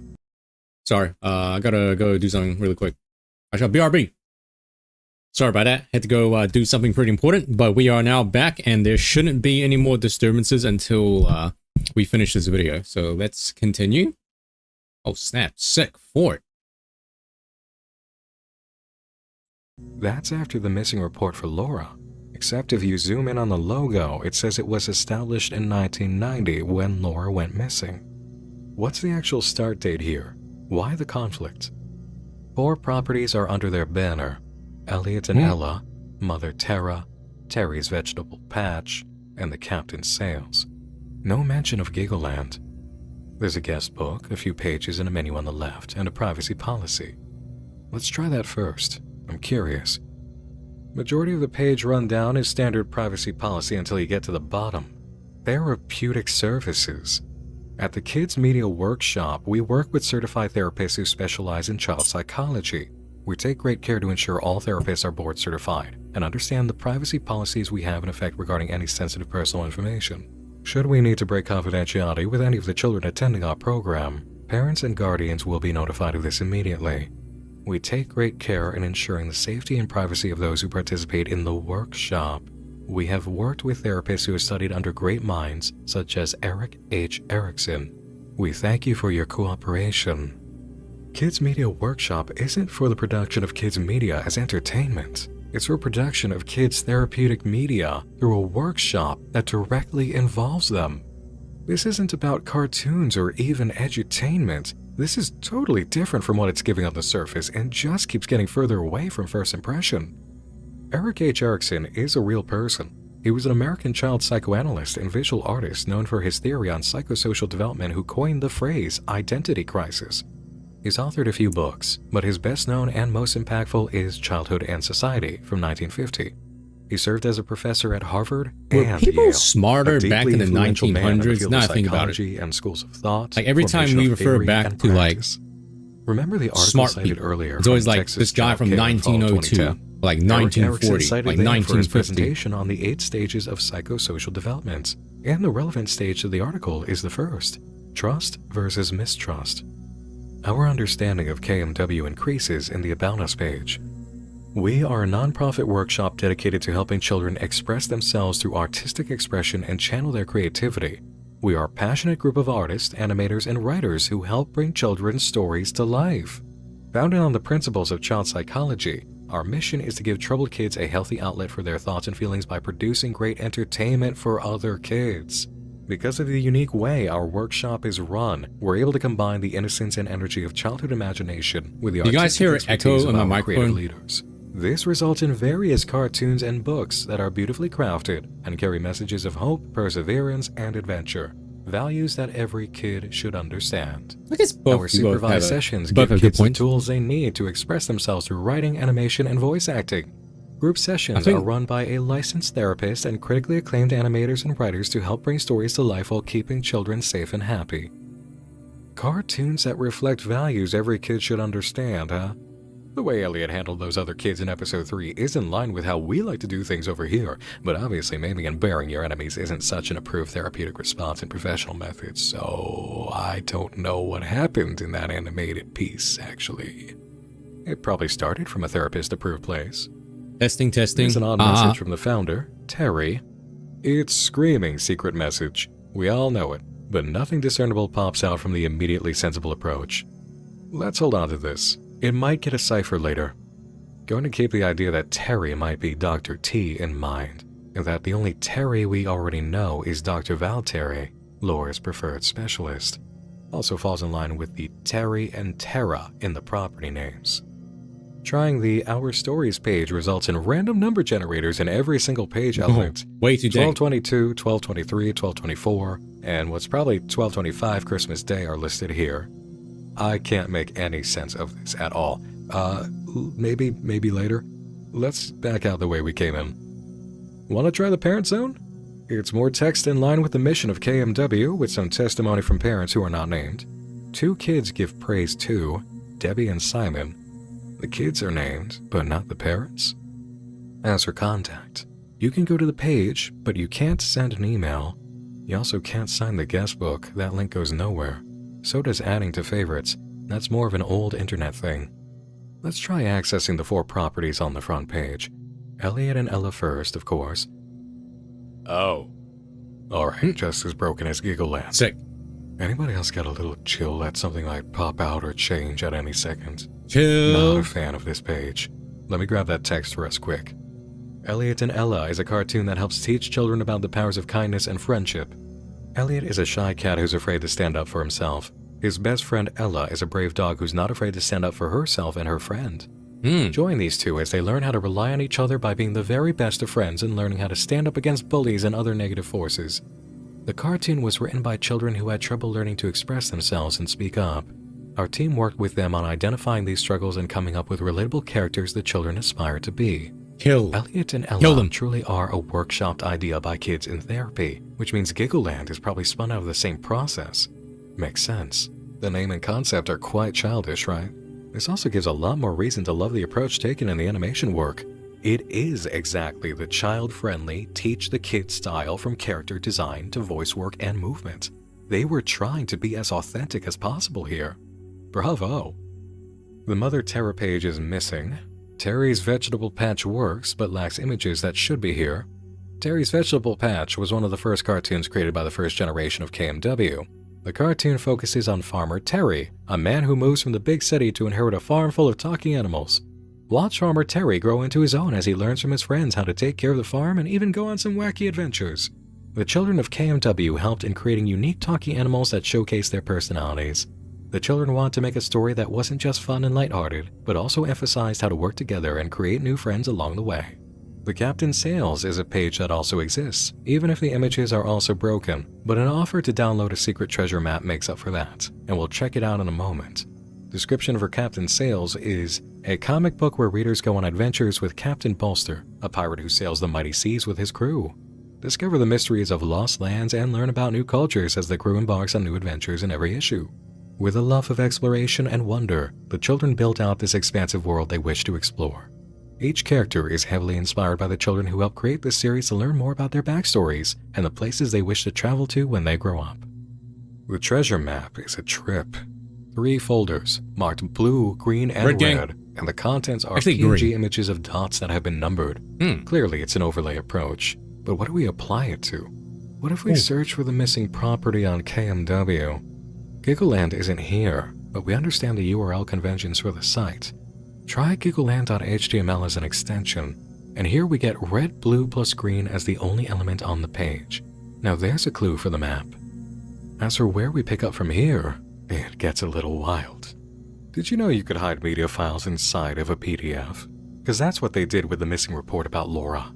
Let's address something associated quick before we get to that though. Remember how I said earlier that one of the very first codes was for the Discord server?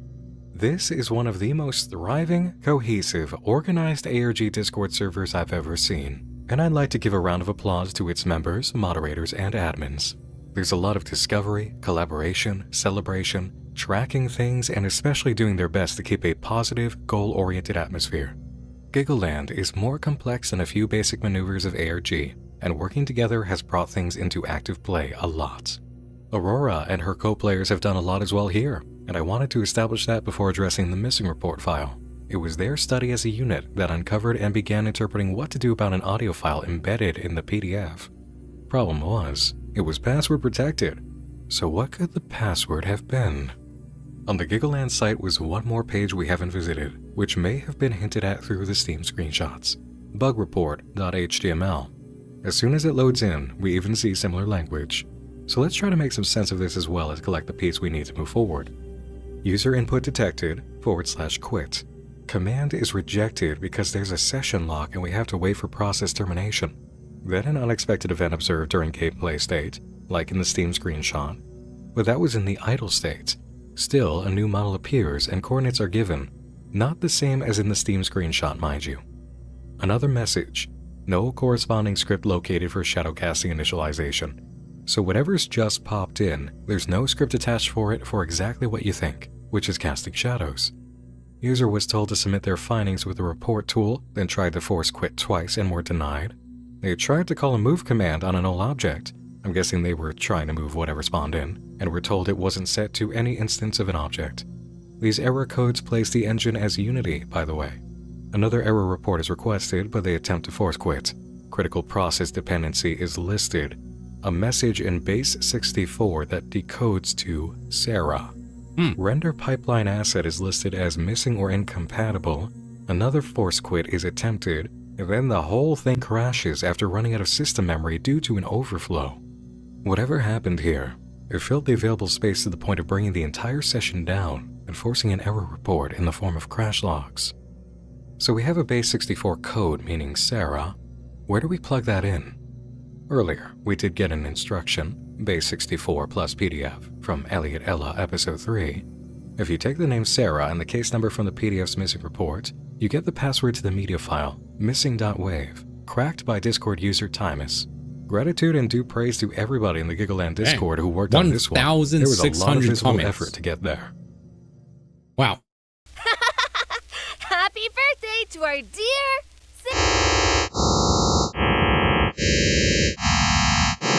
We really wanted to celebrate your special catwalk day on my with keyboard. you. It's a shame your mother took you away before the started. Christ. I'm turning this It would down. have been so much fun. We would have invited all your friends for cake and games. Imagine all the presents you'd have. Maybe when you're older, Okay, it's gonna be loud. Cover your ears. We'll give you a gift you'll never forget. We love you. Have a happy Ow. Wow, that's coherent messaging from Elliot and spectrogram imagery. Let's see. Did you wake up? Sounds like Elliot is saying Sarah, not Laura. That's distinct, right? And her birthday, what day would that be? Sarah's mother took her away. Laura's mother took her away from the TV before show could end that she wanted to see through to the credits. The spectrograms are here. One of them looks like the odd symbols on the Giggleland It looks like a website, Sonic the and Hedgehog there's a person bunch of blocks. on the right. Discord players deduced this was a map to use with the capital letters in the founder's message from the KMW site, spelling out the word crying. We've already associated the idea of crying with isolation and babies under therapy concepts for children's behavior, which KMW is all about. Trying this word with HTML on their site gives us this page. Congratulations, you found the key. But what does it open? That's Eric H. Erickson, who we've already discovered. He's the key, huh? Alright, crying. If there's a website page we already have concerning crying and Erickson is the key, then we put the two together. Let's revisit that article from the spot this lead began. Of course, Erickson is mentioned here, but if you go to the references, you'll find Childhood in Society, his most famous book. And if you thought it was impressive already to hide an audio file inside the makeup of a PDF, get this. The treasure map, with all its green, red, and blue dots as numbered images, is meant to be overlaid on the pages of the book's second edition, corresponding to the file number. A discovery made by user Sir Cornelius J. The colored dots work with the book the same way the block spectrogram worked over the founder's message. This ARG isn't messing around in the slightest. Few people ever care nowadays to go this deep outside the true puzzles and cryptography ARG divers. I'm more respectful of this effort already than I anticipated I could be heading in. So players did what was necessary, opening up a digital copy and diligently going about collecting the information, following the previous hint of red, blue, plus green on the missing Giggleland page from KMW's website. It produced a pretty long string of text, as you can imagine, and players were left wondering, what the hell do you do with this? It wasn't base 64 again. This brings us to another element I've never seen used in ARG tactics, the first being hiding an audio file in the data of a PDF. A key derivative function cipher. Credit for that discovery goes to the user Trueheads in the Discord. If you use the word crying as the key, which KMW did tell us it was, then you crack a YouTube URL for a video titled The Second Hijack 2010. Oh.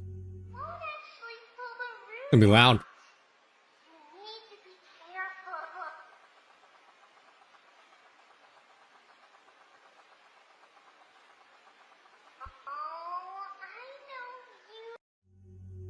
The description reads, "Where did you take her, Debbie?" And we know Elliot's already accused someone's mother, Sarah's, of taking her away, whoever Sarah is. Alright, step back a moment. Let's examine this a little. Clean up our sense of timeline and who, what, and where. KMW, a children's therapy by media workshop organization, can't make up its mind on whether it was established in 1990 or 1993. Its founder, Terry, shares name likeness with Terry of its property, Terry's Vegetable Patch, and Mother Tara, and Dr. Val Terry, who was Laura's specialist in 1990 up to her parents' divorce.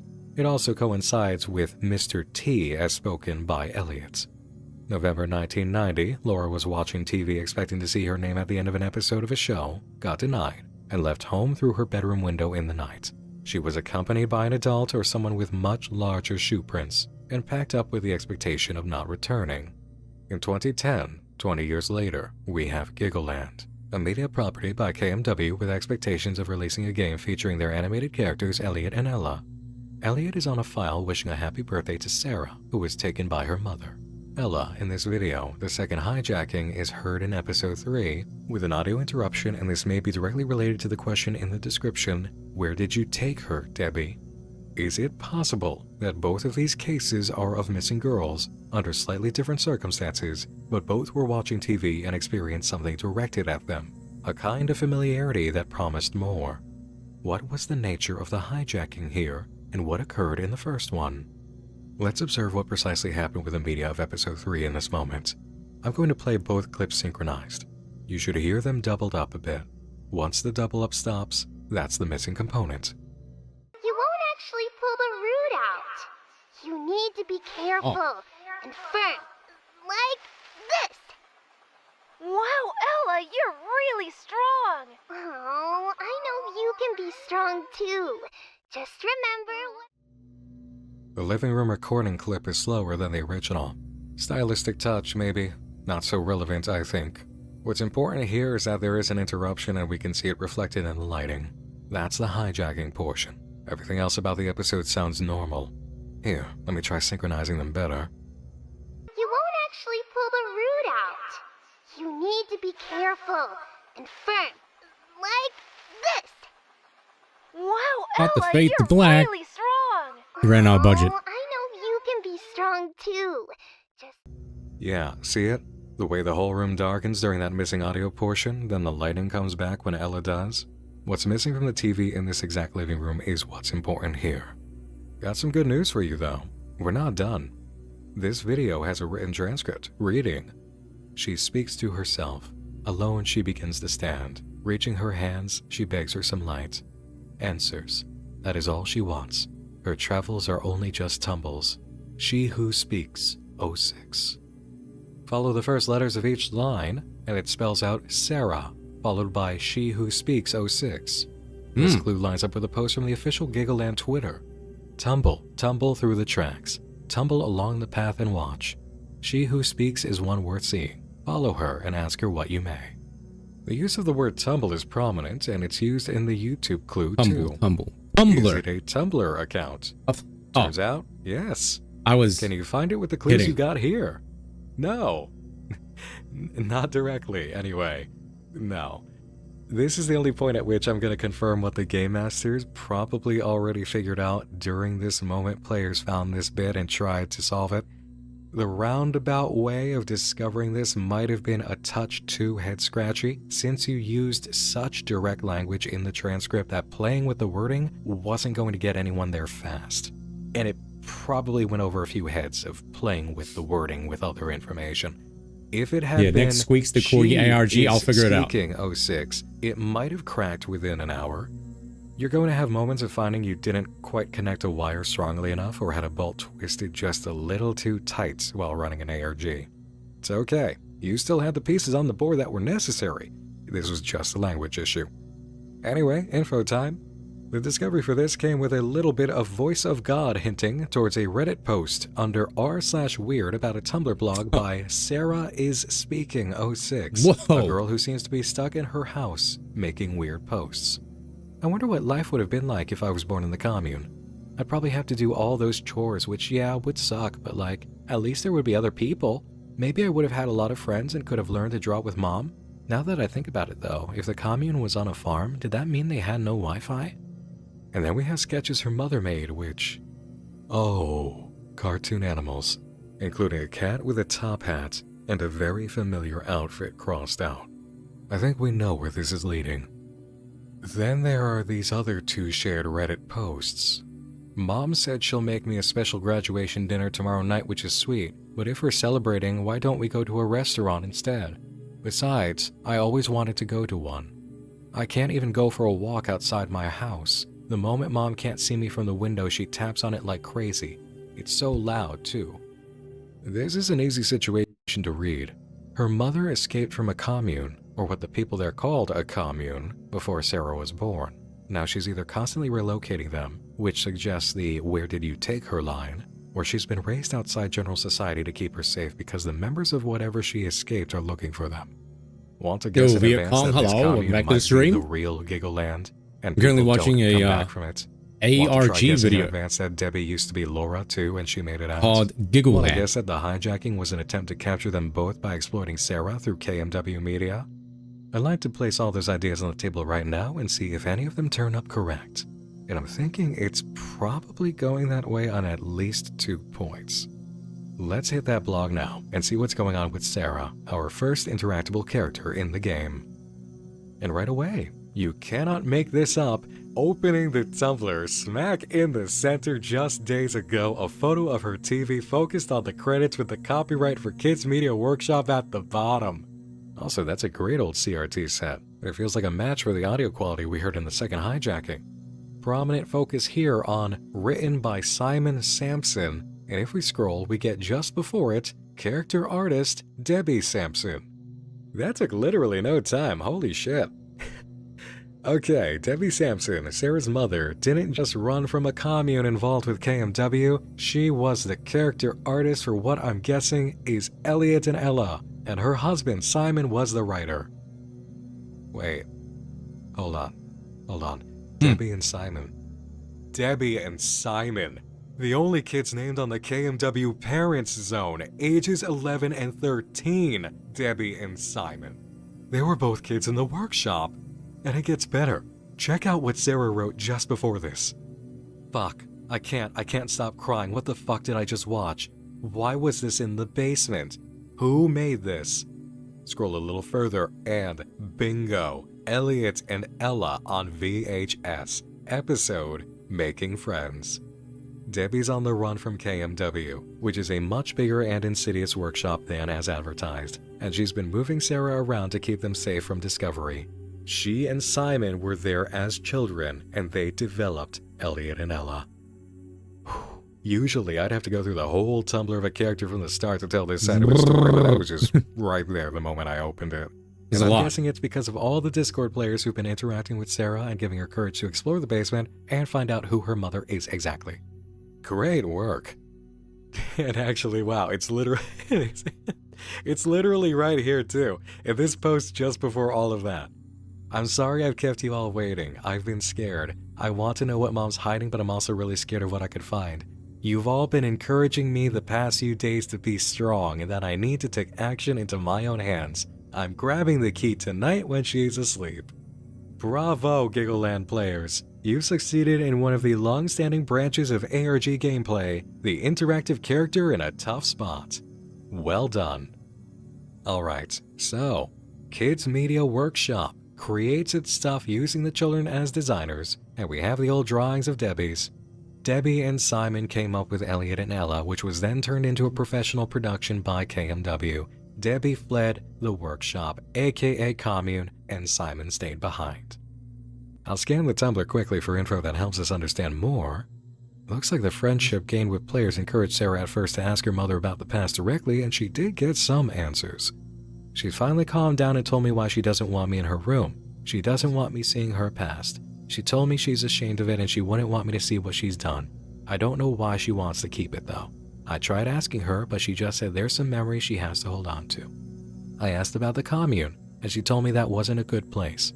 She said it was great when she was a child, but things changed. She didn't want me to grow up there with those changes. She left with some friends, but she doesn't talk to them anymore. She won't tell me why, and she doesn't want to. She won't let me use my laptop alone. I have to be with her if I use it or it's gone for good. I'll just say my phone is broken and try to keep this a secret. When she was a child, it was great. What changed? And is Debbie actually Debbie? Or is it possible she was Laura and changed her name when she entered KMW? Let's do a little math here. Laura was 8 years old in 1990. 2025, we can assume Sarah is about 18, having just completed high school level education online. That makes her birth around 2025, dude, what the? Laura would have been 25 if she's actually Debbie. That's more crazy to me. If Debbie is a different girl and was 11 right when Elliot and Ella was produced around 2010, the math is impossible because Sarah's birth is before 2010. The only explanation that works outside of Debbie being Laura is if Debbie joining KMW and Elliot and Ella being produced was well before 2010, but I don't see that being the case. What else have we got that might back up the idea that Debbie is Laura? Here's a snippet of answering someone that confirms the theory of Debbie never feeling. That's not even Zoomers, right? That's like alpha. It hasn't happened in a long time, but when I was little, I did hear tapping on the windows. Sometimes the door would shake or I would hear what I thought were whispers, but my mom just told me that it was just the wind and the trees. It's been a long time since I also heard didn't really those sounds, sleep. So maybe she was right.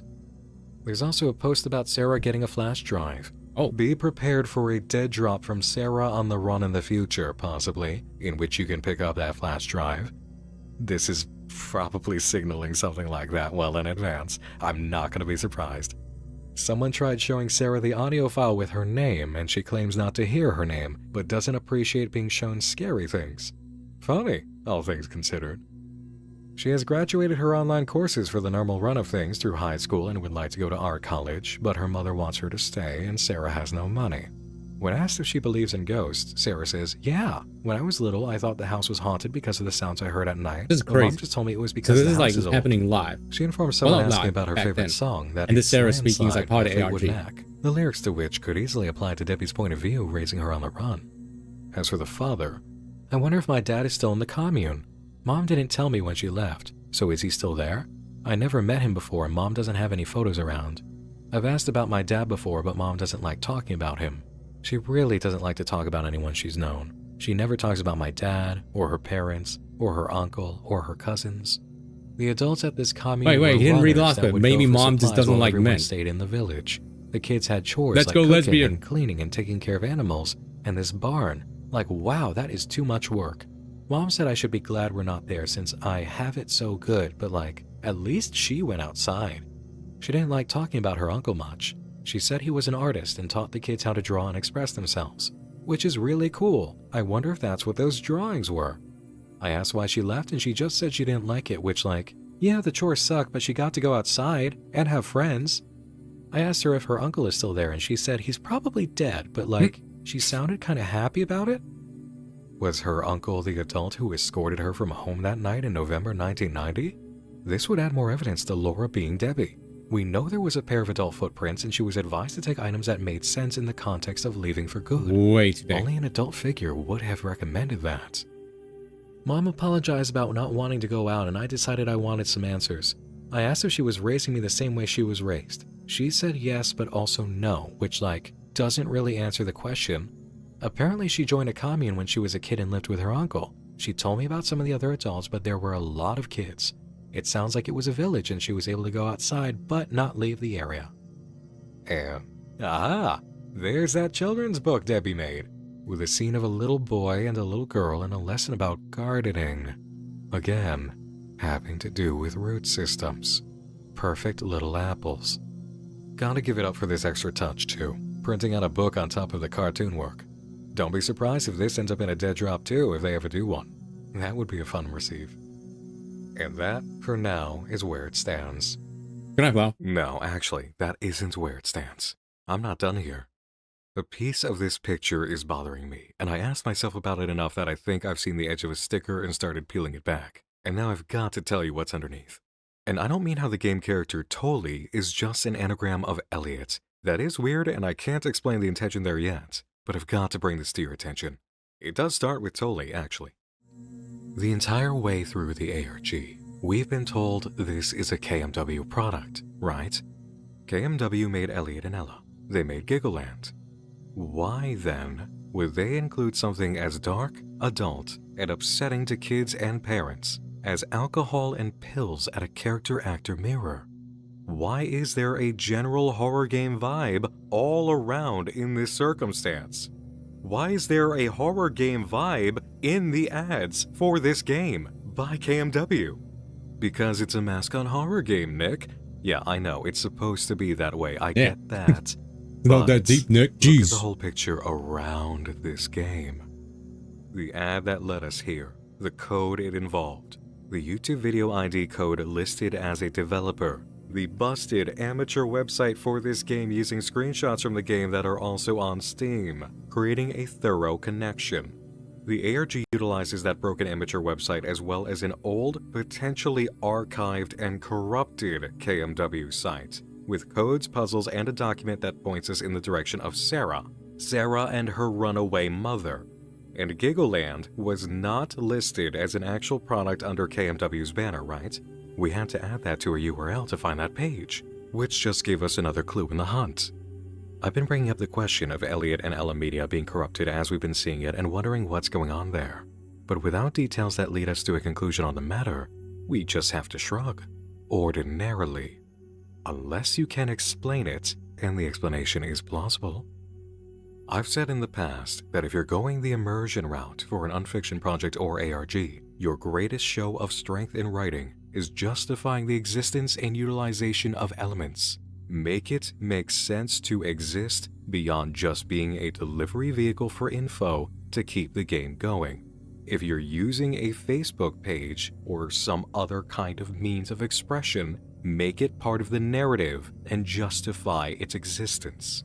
It's not mandatory, but it takes us a layer deeper in a way that's truly impressive if we understand and agree with the way the game operates in terms of platform and construction by characters.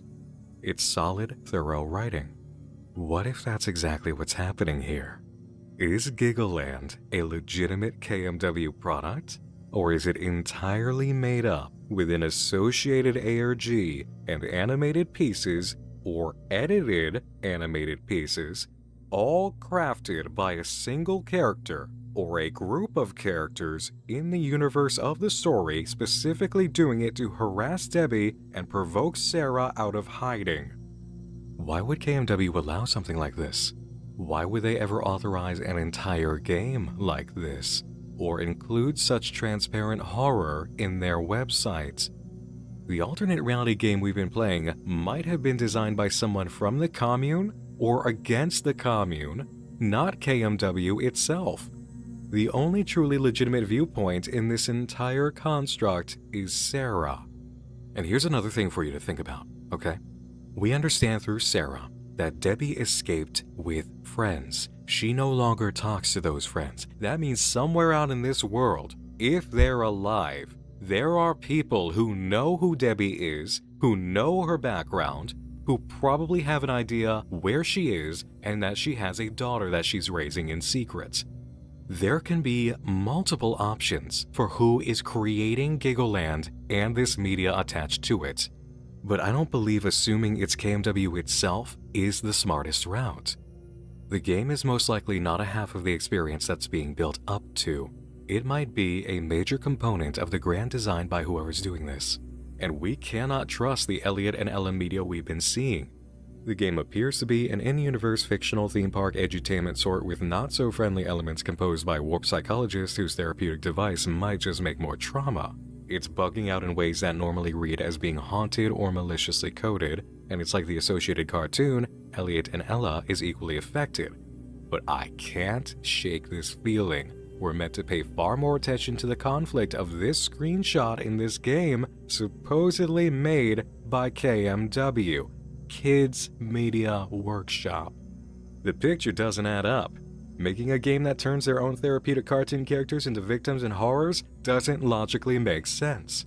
Putting kids into this gameplay scenario is malicious and transparent.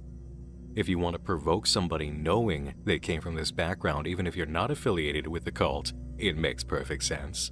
Then you might design a whole crazy info loading experience around it that leads directly to the daughter you're trying to capture or scare out of hiding, or make curious enough to get out of her home. Oh man, it feels like I'm going out a bit on a limb here, and I'm either going to reach the apple at the end or fall off by trying this angle. But now that I've seen this possibility, I need to lay it out there. I just can't accept anymore that this is actually Kids Media Workshop doing this. It doesn't fit. Don't trust it. Time is going to show us what's happening. It may very well be the entire ARG and Steam game is a character's construction as the driving force of this narrative. Okay, where do we go from here? The most active lead is obviously Sarah, and as our protagonist character, because yes, we now certainly have one, we need to wait until she's ready to act, or encourage her to make a move, after her recovering from the shock. She's really a little frozen right now, but as always, something's going to give. Maybe we could see what that episode was with a phone recording she makes. I'm curious to see it. I've got to hand it to the game masters and writers. I am impressed. I'm invested. I'm excited. And oh my god, I have no idea how you intend to tie the Giggleland game into this in such a way it truly moves with the ARG have and makes sense as existing. Like, you really gotta justify that game as a whole component of this. That's a challenge here, but I believe you're gonna do it. And I sincerely hope that it truly is a half of all this and it converses with the online portion in a way that makes a truly rich experience. I'll be the one to say it if nobody else has yet. This can't be just to promote a game, and the game is successful in sales, and that's the end of it. This ARG experience is too good, and there's too much passion and actual quality and thinking behind it. What you have here is an opportunity to do it big time. Seriously, on the quality scale of the indie heroes of the field right now playing in this subgenre. I'm emotionally invested in your success as artists delivering a unique experience on the entire plate of what's gone into this. I am rooting for you to bring it home. It can be so extraordinary. Delay the game if you ever have to find it's necessary to do so. Make sure it comes out awesome and truly unique. This is shaping up as another blow to the end of the tropes and cash grabs era of mascot horror. But you gotta live in the integrity and passion you've shown here. If the impression you wanted to make at the start was that it's another shitty cash grab mascot horror and you trick people, you did a good job according to some of the things that I've seen, and I know you've seen it too, and probably had a little bit of a laugh and a little bit of a worry. But you've got something here that is really shaping up awesome. Giggleland is an awesome new ARG experience, and if as much thought and clever design has gone into the downloadable game that will be released on Steam, it's going to be so much better than just a week of Let's Players and streamers giving it the spotlight. I'm tall enough to enter this park, and when this drops, I'm playing it live on Twitch, and absolutely will have the VOD uploaded to NM Live, where 15 other nights of online investigations have been uploaded in edited, well-paced fashion, including the classic Slenderman series Tulpa Effect, and the previously mentioned Underwater Wonders. If you like Giggleland, you're going to love Underwater Wonders, and I definitely check out Pen Creative Library too. It's all more Nightmind, just done live, and I'll put out word in advance for the playthrough when it's time. Yeah, we're gonna play this. Also, a little heads up from the devs via Discord announcements. You can expect the new website to launch toward the end of February. In the meantime, keep an eye out for more fun surprises to be posted. We've decided not to take down the old website so that new members of the community can still experience it for themselves. We're still at the beginning of what we've been preparing for you. However, some things may take time to finalize, so we sincerely appreciate your patience. So yeah, there's more coming. That idea of a new website is interesting. Wonder if it'll be in-game or out-of-game. Either way, I'm here for it. And another deeply celebration-worthy news drop I had to jump on the mic again to include after finishing my narration. I saw it and I just woke up. I saw it, I had to jump on here for this. The devs have announced through a Giggleland letter that after several questions of whether or not the game will be chapter-based, they want to inform us the answer is no. Giggleland delivers one complete, uninterrupted story. No forced breaks, no waiting between chapters, no disrupted immersion. You'll experience the story exactly as intended from start to finish. They know the score, everybody. I told you earlier I suspected they're very aware of this scene's trends too, and they designed with it in mind against them. Once Giggleland is out, it's the full ticket. Good on you, devs. Make your vision real and show them it can be done this way. Thanks for giving this exploration a chance if you were skeptical. And you know what? I'm never one for wish listing. I just kind of keep track of something I'm gonna maybe buy. But care to join me in wishlisting Giggleland on Steam? Every developer says it helps them a lot. I literally don't know how. Maybe it's an algorithm thing, but hit that up if you're feeling supportive. Hard to subscribe to anything in the ARG for cohesive updates, but you can subscribe here to Nightmind and to Nightmind Live to stay tuned for any updates on this project that I have, messages about the premiere gameplay night, and new unfiction and ARG explorations all the time. If you want to catch the live stuff as I'm streaming, subscribing to NM Live is the best way to get alerts via my community posts. And if you're on Twitch, follow Nick_Nocturne. That's all for tonight, everyone. Thanks to the creators of Giggleland for making Giggleland. Thanks to all the players, mods, and admins of the Giggleland Discord server for giving this game a healthy player base and great organization. Oh, so I didn't speak for like 10 or 15 minutes. Oh, the egg game that Joel played for like 5 hours. But I didn't speak for like 15 minutes on because I was like trying to not interrupt. But Thanks again. Yeah, that was a lot to take in. And yeah, I do wonder if the game, like how they're going to make the game, because they need to like accompany people that are both keeping up, that have been keeping up the ARG, and both people that have literally no idea anything about the ARG, right? So I wonder how they're going to do it. Is it going to be made with the assumption that you know everything about the ARG, or is it going to be made with the assumption that, you know, no one knows about ARG and it's just a game? We shall see, though. So that was a lot of information to take in. I'm a little bit confused, but it seems like it's similar to like what Shipwreck 64 in the case of like bad evil like corporation, right? KWE or KW, the kids thing, Kids Something Workshop. So it's like a company or business that are, not sure they're kidnapping children, but they're raising children there to what, create. They're raising children there to create a game in the end, but they're using the children's story to create this Giggleland game. And Sarah, the Tumblr lady, her mom was either Laura or Debbie, and her mom grew up. Woo!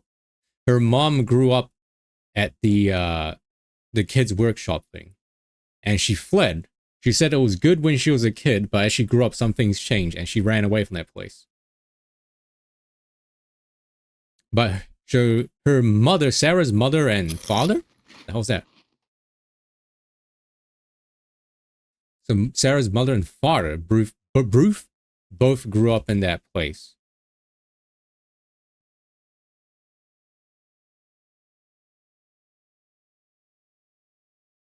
Right.